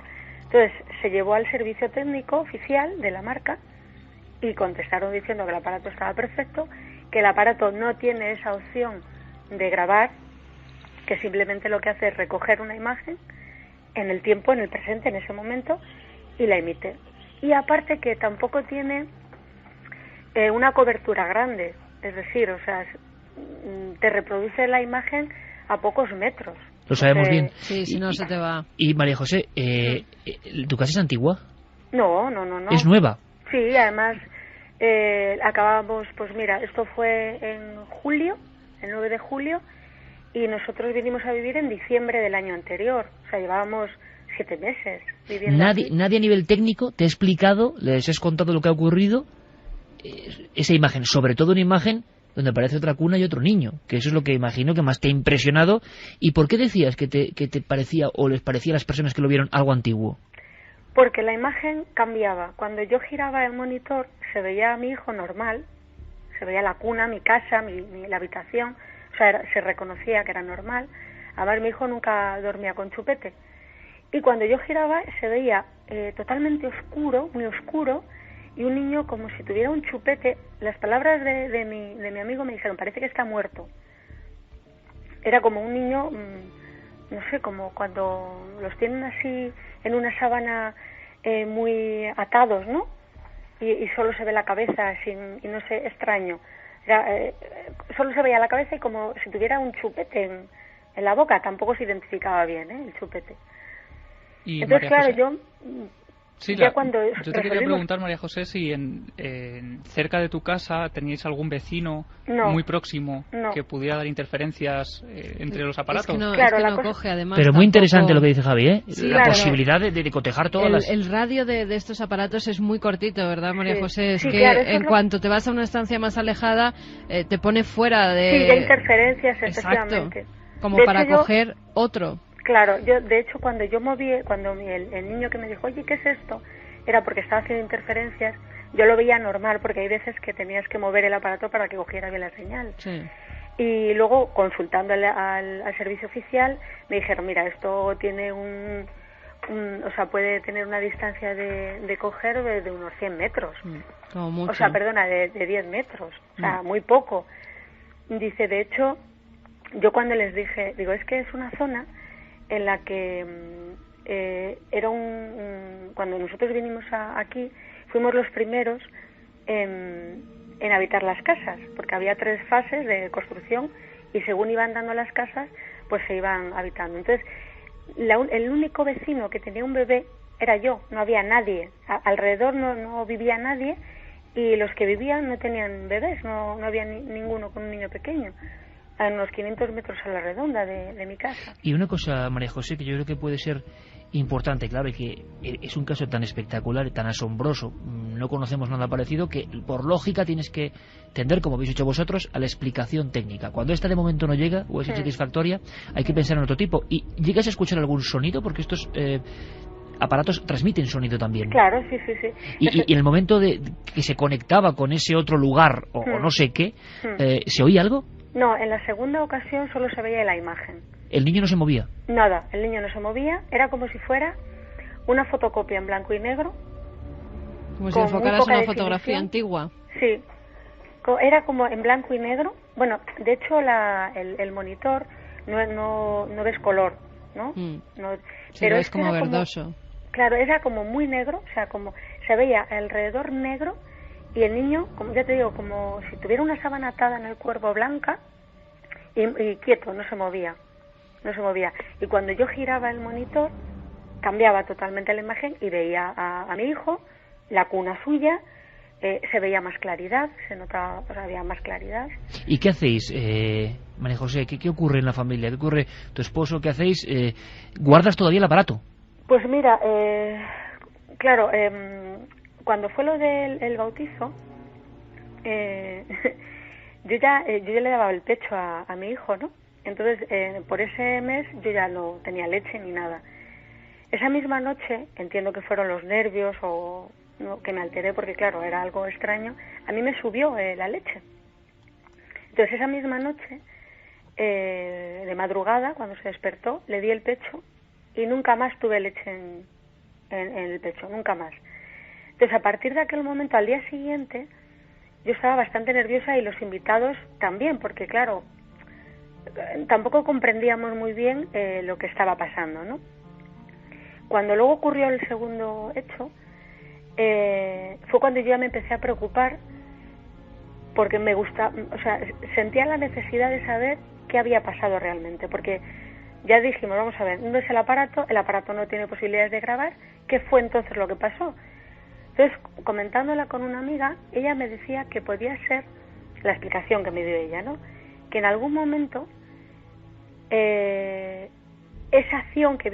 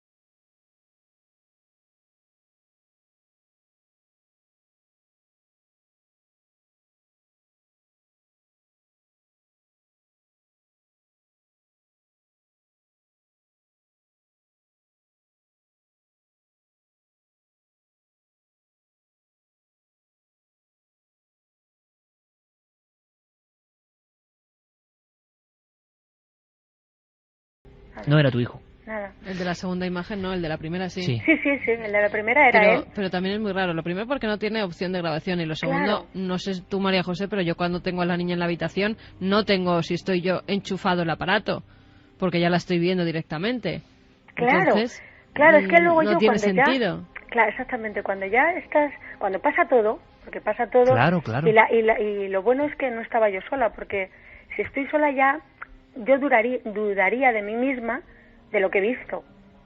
Pero al estar tanta gente y ver todos como vieron lo mismo que yo, ya empiezas a pensar, ¿no? Y dices, vamos a ver, si yo estoy en la habitación no tengo el monitor enchufado. Claro.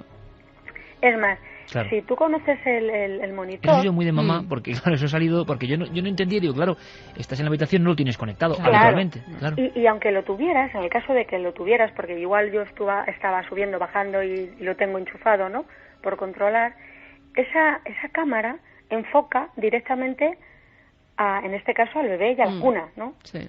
Pero lo que se veía era como varios como si tuvieras instaladas varias cámaras en la habitación y ves todos los ángulos de la habitación. Entonces, claro, yo luego pensaba, vamos a ver, aunque fuera así, ¿cómo puede ver el cuarto de baño de enfrente? ¿Cómo puede ver hasta el pasillo? ¿Cómo puede ver esa persona que saca las alfombras, que saca la bañera del cuarto de baño? ¿Ha vuelto a ocurrir, María José, otra vez? ¿Eso? No, porque es la última vez, ¿no? No, es que yo desde la segunda vez, ya cuando vi aquel bebé tan extraño, yo ese aparato no lo he vuelto a utilizar, lo guardé. Lógicamente no se lo he ofrecido a nadie, porque no sé si es el aparato o es mi casa o soy yo, no lo sé. Pero ese aparato no se ha vuelto a enchufar desde hace. ¿Y has vuelto a poner otro diferente de otra marca? No, le ha dado tanto miedo que nada, ¿no? Vamos a hacer una cosa, María José, porque el caso es mucho más complejo de lo que pensábamos. Pensábamos en una imagen, como yo he contado al principio, que, primero, estas cosas ocurren. Segundo, no tengas ningún temor, porque estas cosas ni te van a hacer daño ni van a hacer daño a tu familia. Es como si en ocasiones la tecnología, por errores que no entendemos, pudiese captar algo que no es lo ordinario. Puede ser otro espacio del tiempo, puede ser otro lugar, pero yo lo que te pediría es tranquilidad absoluta, tanto para ti como para tu familia. No va a pasar nada. Lo que sí sería muy interesante, y nosotros, por supuesto, si tú quieres, nos brindamos desde ya a poder analizar la historia, poder saber desde dentro con un estudio profundo qué puede ocurrir, si pudo haber algún tipo de fallo, que no lo parece, y si podemos saber algo, porque conocemos a gente que sería muy interesante que revisase esta historia, porque de verdad que no hay muchos casos parecidos con una imagen tan compleja, ¿no? Y sobre todo que son dos imágenes muy absurdas aparentemente. Una, que es tú trabajando y recogiendo supuestamente y no se corresponde en el tiempo, y otra que va más atrás en el tiempo. Es como si ese objeto, entre comillas, lanzando una especie de herejía científica, pero hubiese grabado cosas que no le correspondían y hubiese ido atrás en el tiempo, quizás. Hubiese hecho una especie de bucle en el espacio-tiempo. ¿Qué os parece, Javier, Carmen? Yo creo que es que hay que investigar en profundidad este caso. Yo le preguntaría a María José también si ella se fijó, por ejemplo, en el momento en el que los varios familiares entraban en la habitación, si ella se fijó en la imagen que devolvía el monitor, si seguía apareciendo esa figura o desaparecía. Claro, la cuestión es que la imagen no cambiaba. El niño se veía despierto. Y cuando un amigo subió, me dijo que él con la mano había tapado la cámara, el monitor, o sea, el aparato que recibe la señal, tapó, hizo así con la mano, ¿no? La tapó como para ver si yo lo veía desde abajo. Y la imagen en ningún momento cambió. Se veía a esa persona, que aparentemente era yo, porque todos decían, eres tú, lleva tu misma ropa. Nadie vio la cara, porque yo al día siguiente, cuando me llamaban, me decían, ¿qué tal estás? Y demás, pues bien. Y yo preguntaba, ¿visteis la cara de esa persona? Y nadie me dijo que sí. Todos decían, igual que yo, que lo único que vieron fue una coleta, o sea, la parte de atrás de la cabeza, y una coleta, que es lo que yo suelo llevar. La ropa, esa ropa la tengo yo. En ese momento yo llevaba esa ropa. En ese preciso momento esa falda y esa camisa la llevaba yo en ese momento que pasó. Y entonces, claro, no entendíamos nada. Yo, por fortuna, no soy una persona miedosa. Sí es cierto que en esos días estaba un poco inquieta, porque empiezas a analizar un poco y a buscarle alguna explicación lógica que tú puedas entender, ¿no? Y sí que en esos momentos, cuando me preguntabas cómo afectó a mi familia, yo sí que estaba un poco inquieta. Ciertas personas de mi familia también se preocuparon bastante porque pensaban que iba a pasarme algo malo, que era como, no sé, como una premonición, ¿no? Quítate eso de la cabeza, porque eso no tiene ningún sentido, ¿eh? Es lógico que se piense, porque claro, es una cosa tan rara que a veces la reacción incluso de las personas que más nos quieren es, uy, aquí va a pasar algo. Pero podemos decirte que no creemos que pase absolutamente nada, claro.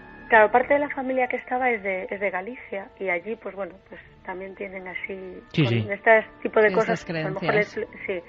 Y luego a mí con el tiempo, no en ese momento, pero sí me dijeron que estuvieron bastante preocupados porque pensaban que me iba a pasar algo. Bueno, que nunca me lo dijeron, claro, pero que estaban intranquilos. Yo, es más incomprensible. Mucha gente me decía, ay Dios, yo saldría de esa casa y no podría estar allí y tal, ¿no? Yo no tengo ningún problema, han pasado 7 años en concreto ahora. Nunca he tenido la necesidad de decir me voy, porque no he tenido miedo, ¿no?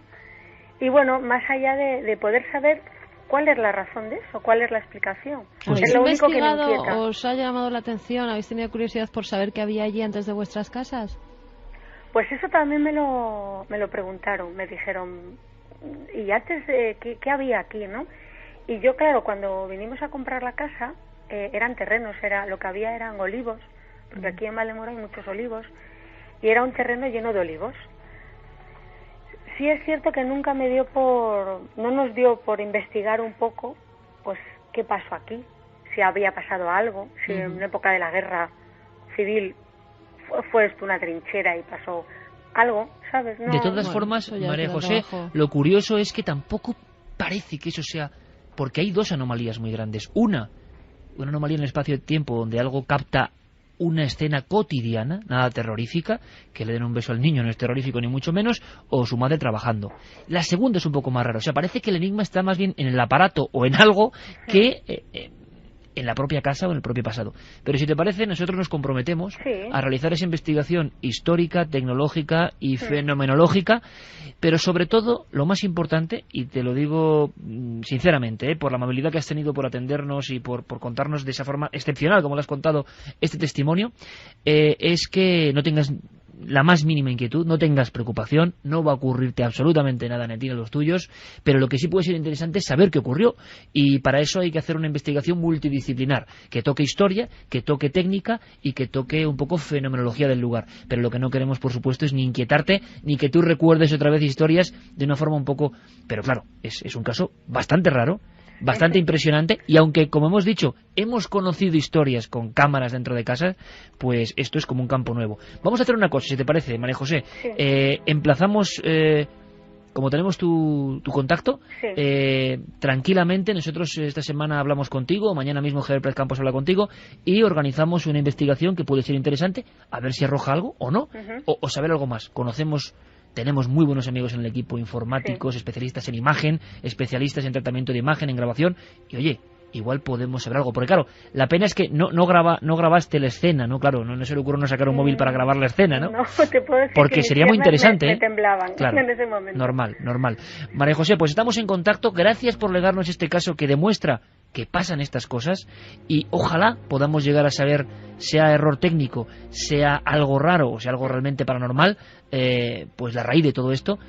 Todo el equipo te manda un abrazo y te agradecemos muchísimo que nos hayas contado de esta forma esta historia espeluznante, es cierto, pero que seguro que no va a traer nada malo ni muchísimo menos. Sí, yo por nuestra parte tenéis toda la disposición. De hecho, la cámara la guardé, en ese momento la guardé, no la toqué, como te dije, no la quería dar a nadie conocido, y el otro día, pues en la semana pasada, dije, me dijeron que aquí en Valdemoro habían abierto una tienda de estas que se venden cosas y tal, y la iba a vender para deshacerme de ella, pero no la he vendido, la tengo en casa. Pues será muy interesante investigar sobre ello, y además voy a hacer una cosa, abriremos ahora vías de contacto, porque quizá hay amigos, como Milenio 3 lo oye todo el mundo, igual hay amigos especialistas en ese tipo de cámaras, vamos a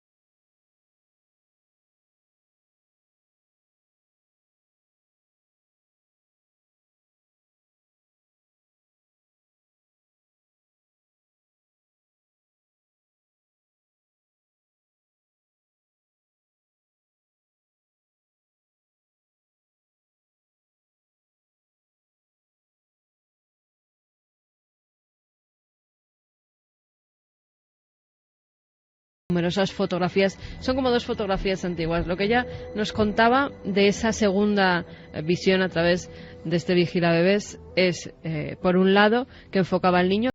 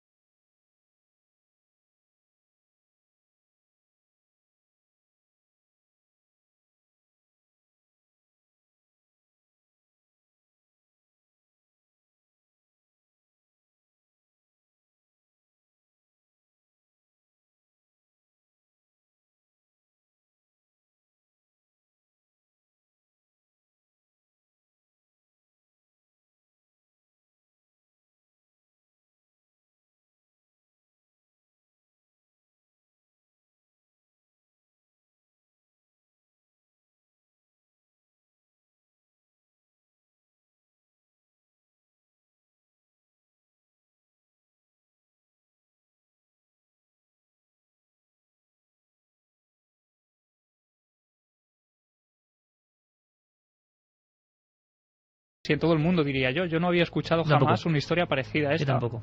Y quizá ahora ni pase nada, ni tenga... Pero podamos descubrir alguna cosa de esa cámara. Porque o es un fallo de la cámara, o a mí se me caen los pelos del sombrajo. Ahora, ¿qué clase de fallo reproduce? ¿Cómo lo ha contado? Yo creo que es uno de los momentos históricos de este programa, ¿eh? ¿Cómo lo ha contado una madre diciendo que era con un chupete y que no era su hijo? Claro, es que ya no es que pase una sombrita, que pase un no sé qué. Ahora, hay gente que le pasan estas cosas y que no sabe entenderlo, y que por supuesto los fabricantes tampoco saben entenderlo. Y esta es la fuerza de esta misión de Milenio 3. Dicen que hay una película española que se llama La habitación del niño, que cuenta fenómenos parecidos. Sí, no sé si es de Ares de la Iglesia o una de esas películas que se hicieron como homenaje a las historias para no dormir de Chicho Ibáñez Serrador. Sí, señor. Hay una película que cuenta un poco algo muy parecido. No habrá que revisarlo, y hay que pensar un poco también en la imagen de estos padres yendo al servicio técnico de esta marca famosa, que a mí me lo contaban esta tarde, cuando llegaban allí... ¿Tú has hablado con los dos? Claro, con los dos, también con el padre.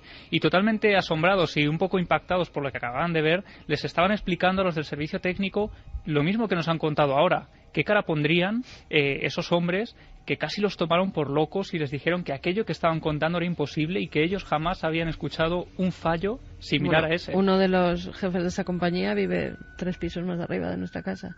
Bueno, pues habrá que hablar con él. Habrá que preguntarle. Y esta gestión magnífica de Javi Pérez Campos, que está trayéndonos el prisma de la viveza del misterio, porque Milenio 3 es actualidad. Milenio 3 toca todas las áreas del misterio, pero también es esto. Y es el esfuerzo que estamos haciendo. Podrá gustar más el programa o menos, pero que nadie sabe lo que va a pasar en cada programa y que el carrusel de emociones es intenso, eso os lo aseguramos. Pero claro, la gestión empezaba con Guillermo León. Diego Marañón y Guillermo León están muy atentos, somos un equipo multidisciplinar, y Guillermo vio que aquí había... Lo que pasa, y Guille tiene mucha experiencia ya, había algo en la forma de contarlo... No, y sobre todo que es que tiene también un niño pequeño, también, y utiliza el vigilabebés. También, pero decía, Iker, aquí hay tema. Rápidamente actúa Pérez Campos, y esto llega a vosotros. Os quiero decir que muchas veces en un testimonio hay mucho trabajo de todo este equipo, y hay casos que merecen la pena y casos que merecen menos la pena.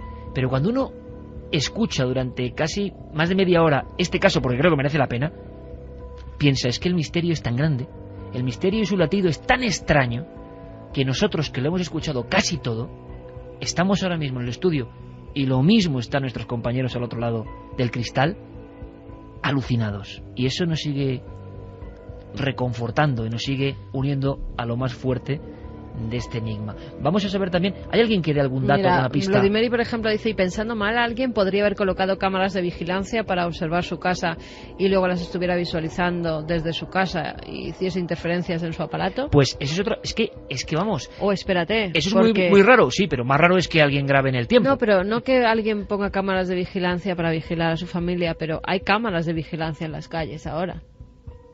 Pero ¿quién es el niño del chupete que no se mueve? Ya, eso es lo que no sabemos. Claro, o sea, la primera puede tener explicación. La primera, estoy seguro que... Pero os dais cuenta...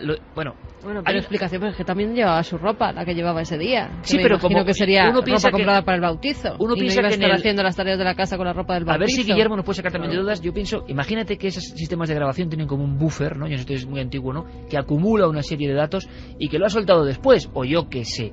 Pero para un niño con chupete, que no es tu hijo y una madre sabe que no es tu hijo y que está en el mismo plano, eso no tiene explicación. ¿Cuál es la frase que más se ha repetido a lo largo de todos los tiempos? Que esto es de novela, ¿no?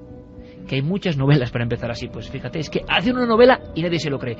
Carmen revisa, como es lógico, todos los datos que vayan llegando y nosotros de inmediato resolvemos la historia de la semana. Tienes que decirme los datos, ¿eh? ¿Cómo estaban los de la encuesta? Porque ahora llega el momento de créalo o no.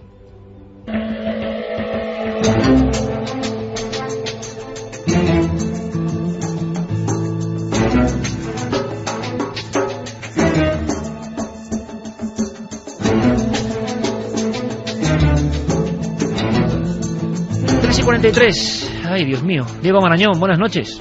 Buenas noches, vaya tela. Tú creías haberlo escuchado todo ya también, ¿no? Yo estaba comentándolo en Twitter que es la sección que probablemente esté más tranquilo a la hora de hacer, porque no creo que quede nadie con el aparato encendido. Qué miedo. Y además, la sensación de... hermosa también, ¿no? De un salto mortal hacia adelante y que no se parece a nada de lo escuchado y que todavía hay cosas que no se parecen a nada. Bueno, como tu propia sección, ¿no? Vamos a ver los datos porque yo voy a tomar nota, claro. Pues mira, la gente opina que es verdadero. Lo que contó la semana pasada, esa historia, 56,8% verdadero frente a 43,2% falso. 58% verdadero. 56,8%. ¿Tú qué dijiste? Yo dije que verdadero. ¿Javi? Yo dije falso. ¿Fermín? Falso, dijiste. Y Geray verdadero. No, verdadero. Y Geray falso. Ya está Fermín cambiándose el voto. O sea, cuidado con Fermín. Es que en el fútbol porque hace al lo mismo. principio dijo verdadero y luego al principio Geray dijo que era falso verdadero, y luego ¿no? dijo verdadero porque yo dije verdadero. Bueno, era un documental sobre ruinas en la Luna en los años 70. Un documental que existe, o de alguna forma, que ha salido en la red. Sí, resolvemos. Recordamos que era un vídeo de 20 minutos donde se nos decía que había estado censurado por Radio Televisión Española debido a lo que en él se contaba, y hay que decir, Iker, que se trata de un documental falso, de una especie de mockumentary, como se llaman, y durante todo este tiempo pues la solución a este enigma no se ha encontrado en los archivos laberínticos de Prado del Rey, sino en la mente y en el talento de Francisco Joaquín Sánchez Calvo, que es un realizador valenciano con el que hemos hablado y que por primera vez ha querido compartir con Milenio 3 algunos secretos de la gestación de este proyecto. Si Al otro lado se llamaba, apareció en la red, supuestamente con presentación de José Gavidia Barca, hablaba de ruinas en la Luna y contábamos, os está contando en la red, que fue un programa que existió de verdad y censurado. De momento, falso, dice Diego Marañón, nuestro detective que pretende descubrir toda la verdad de las historias modernas que viajan por el mundo. Estaba ayer ahí, como si hubiese marcado un gol en el último minuto, y no, Carmen más apocada estaba ahora, diciendo, fallé. A mí me resultaba extraño porque digo, por lo menos tenía que haber oído hablar de ello. Era muy tan creíble que digo, tiene que ser verdad, no lo voy a saber. Y es más, Guillermo León colgó el vídeo y es que es muy creíble. Está muy bien hecho, la verdad. ¿Escuchamos al protagonista de la intrahistoria? Vamos a escucharle, es Francisco Joaquín Sánchez Calvo y nos va a contar cómo, cuándo y dónde se grabó. Creo que surge hacia el 2008 y es viendo vídeos sobre conspiración lunar, llegué a ver vídeos de lo que serían vídeos falsos y ese rollo pues a mí me gustó muchísimo. Ya daba igual si era verdadero o falso y a partir de ahí pues la intención de replicar esa idea, ese sentimiento. Esto se hizo en varias etapas, porque no era algo que íbamos haciendo cuando teníamos tiempo. La mayor parte se grabó por la Politécnica. Y luego lo que es el trozo de plató, realmente nos colamos en el plató de la televisión de la Politécnica, que es allí Gavidia, tiene un programa de aviación. Y aprovechando ahí triquiñuelas, pues nos colamos. 3:46, pero claro, el fake de internet estaba muy bien hecho, porque es que José Gavidia Barca, que dices, bueno, este era locutor de televisión española en los 70, seguro, ¿no? Nombre recio y contundente, es que existe de verdad, claro. Sí, existe. Un día, él se enteró de la preocupación que tenía Fran a la hora de encontrar el actor adecuado para alcanzar un poco pues la sobriedad, ¿no?, que tenía Fernando Jiménez del Oso ante la cámara, y se ofreció a ayudarle, aunque él nos confiesa que su retentiva, lo hace fantástico, que su memoria ya no era la de antes, pero la verdad es que el resultado es espectacular, mucho mejor que con cualquier actor profesional. La verdad es que aunque pueda parecer lo contrario, lo más trabajoso no fue la postproducción, porque vemos que el vídeo está muy bien hecho, sino el guión, del que hubo varias revisiones, de las que nos hablaba también Fran, y algunas mejoras de flecos que no terminaban de encajar. Como veréis, realmente es una recopilación de muchas teorías que rondan por internet. La idea era dar imagen a toda esa serie de teorías más o menos descabelladas y luego juntarlas y que tuvieran un final. Durante mucho tiempo lo que fui haciendo es documentarme más y más. Me obsesioné viendo vídeos de la Luna. Y cuando pude ver el vídeo de Jiménez del Oso, de Más Allá, ahí ya lo tuve claro. La idea era hacer como una segunda parte de ese vídeo, y realmente en el guión se incorpora a Vasily Sakharov a partir de ese momento. Es una historia que el público ha creído, pero recordad, aquí la clave es, al final de cada semana, tener una lista y decir misterio resuelto, ¿verdad o no? Y yo creo que es una buena labor. Y tenemos más declaraciones del autor de este vídeo, que tiene cosas tan bizarras y maravillosas muy dignas del mundo, no sé, brugueril, por lo menos, Diego, o sea, de coger un bizcocho, ponerle cacao. Efectivamente. Cuéntanos. Bueno, todas estas cosas que, bueno, el tiempo es el que es, la gente las va a poder ver a partir de mañana en la web, en ikerjimenez.com, donde vamos a ampliar un poco cómo se hizo toda esta historia, con documentos, con vídeos, con fotografías, de cómo cada parte, se pudo llevar a cabo. Y Fran también nos contaba que, bueno, de forma intencionada, se dejaron algunas pistas para ayudar a los más avezados a captar, pues, el inmenso guiño, ¿no?, que supone el programa, como por supuesto, la cara de Fernando Jiménez del Oso que aparece en la cabecera, o incluso algunos pequeños fragmentos de audio que pertenecen al documental Alternativa 3. Lo escuchamos. Bueno, mi intención no es engañar a nadie, sino el crear esa ilusión de, ¿y si esto fuera cierto? Yo pensaba que con las pistas que había en la introducción, que la carátula es copiada de Más Allá, que es lo que comentabas, hay un dibujo de Fernando Jiménez del Oso, y luego en el primer vídeo se utiliza el famoso corte de audio de las transmisiones que supuestamente se cortaron de la NASA, que pertenecía a Alternativa 3. Yo pensaba que para un público general cumpliría su función de documentario. Para gente experta como vosotros, no, porque os daríais cuenta enseguida. Bueno, yo sé de muchos investigadores importantes que enseguida pensaron que era verdad, y es que estaba muy bien hecho. Ahora esto tiene su peligro. Ahora a este creador muchos van a decir, oye, machote, lo van a decir algunos, que tú has querido engañar. Algunos lo dirán, porque es así, porque suena un poco raro, y porque la delgada línea roja de qué es verdad y qué no es verdad está tan difusa. Y habrá Iker quien crea que esto se está diciendo para callar los rumores y para pasar también pues por la excusa, ¿no? Por decir que esto ha sido algo para tapar el verdadero origen, y que el documental pues realmente existió y que esto es una tapadera y cosas así. No había que indagar mucho, con una serie de búsquedas uno sí se da cuenta, porque se ha comentado que esto era un fraude, pero la sensación es que todo es un mare magnum y nadie sabe dónde acaba la verdad, y aquí lo tenemos muy claro. Al otro lado, programa, experimento, vamos a llamarlo cinematográfico o televisivo, falso. Pero aquí lo curioso es que, como tú dices, las leyendas se mantienen. Y uno ve, sobre todo por vía de Santi Camacho, foros conspiranoicos, y yo he pensado una cosa. Muchas veces los conspiranoicos más bizarros a veces tocan en su mare magnum cosas de verdad, pero luego la mezclan con otras que yo no sé de dónde salen, y muchas veces se llega al límite de decir, son incapaces de, por ejemplo, lo que estamos haciendo hoy, decir que esto es un fraude, y seguirán diciendo que hubo una maniobra y que están los documentos reales. En fin, esta es la historia, que sé que Diego ha disfrutado muchísimo, pero cuidado con la que viene. La que viene, la de la siguiente semana, encuesta que ya abrirá Diego Marañón. En este caso, el amigo Diego, de alguna forma, ha elegido bien, nos ha engañado a todos, o casi todos. Vamos con un hombre, una foto, no es un vídeo, es una foto. Y yo lo digo, yo cuando supe de esta historia, me quedé helado porque era muy potente la imagen. Una imagen de un hombre, y que tiene que ver con los niños, además, cerca de niños. Sí, es una imagen que en internet circula también, como siempre, ¿no?, de email en email, y que ese encabezado del email, el asunto, es algo tan simple como el hombre delgado. El hombre delgado, Iker, es pues una especie de mito que tiene sus primeras referencias en países como Escocia, donde se le llamaba el hombre oscuro, en Holanda el hombre rama, o en Alemania el hombre alto. Las apariciones de este ser pues parecen ser subjetivas, en el sentido de que consigue que el observador de algún modo proyecte sus miedos, todos sus temores, sus recuerdos quedan borrosos, los testimonios son bastante confusos, y generalmente se le describe como una figura pues esquelética, muy alta y pálida, de ahí el hombre delgado, con extremidades elongadas de forma extraña, y en tiempos modernos, y esto es muy curioso porque ha sido un elemento que pasa a formar parte de la mitología, se habla de un traje negro muy característico, casi como un traje, un smoking, algo parecido a una levita quizá. La primera referencia que tenemos de este mito, Iker, es en algunas pinturas rupestres del Parque Nacional de la Sierra de Capibara, el noroeste de Brasil, ya en el 9000 a.C.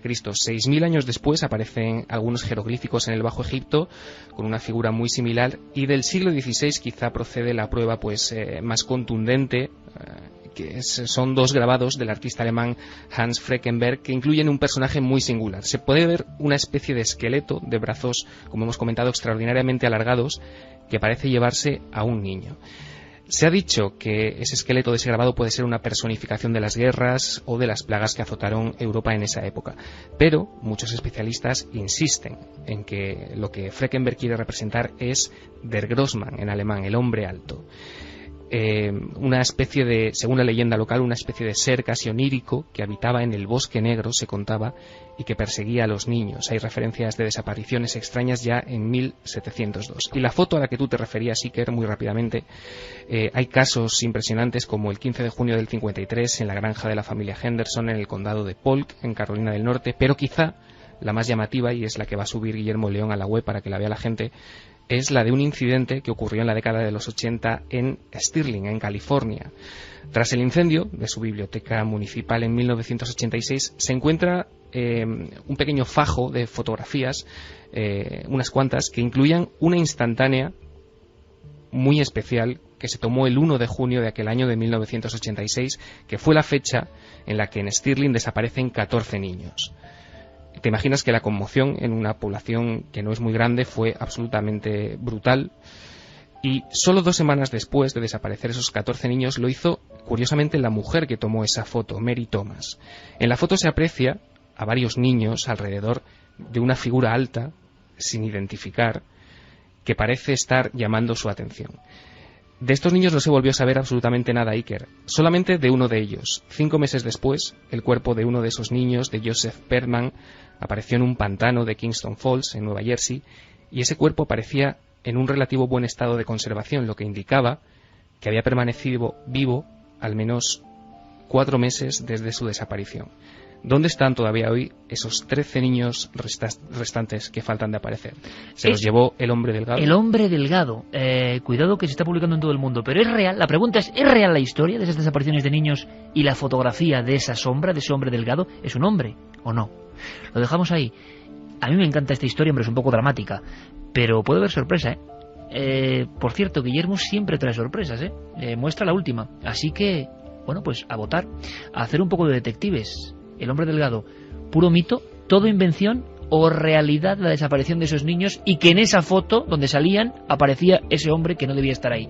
Diego Marañón, compañero, que me lo paso genial con tu sección, espero que lo audiencia también, seguro que sí. Un abrazo muy fuerte. Hasta dentro de 7. Si lo tiene tan claro, y esto yo creo que es pues puede ser vital, conectar con una persona que sabe de este tipo de cámaras, porque quizás es que es eso, al cambiarlo, el detalle, al moverlo, salía otra cámara. ¿Y qué enfocas? ¿A una fotografía antigua? Claro, otra casa que tiene el mismo plano.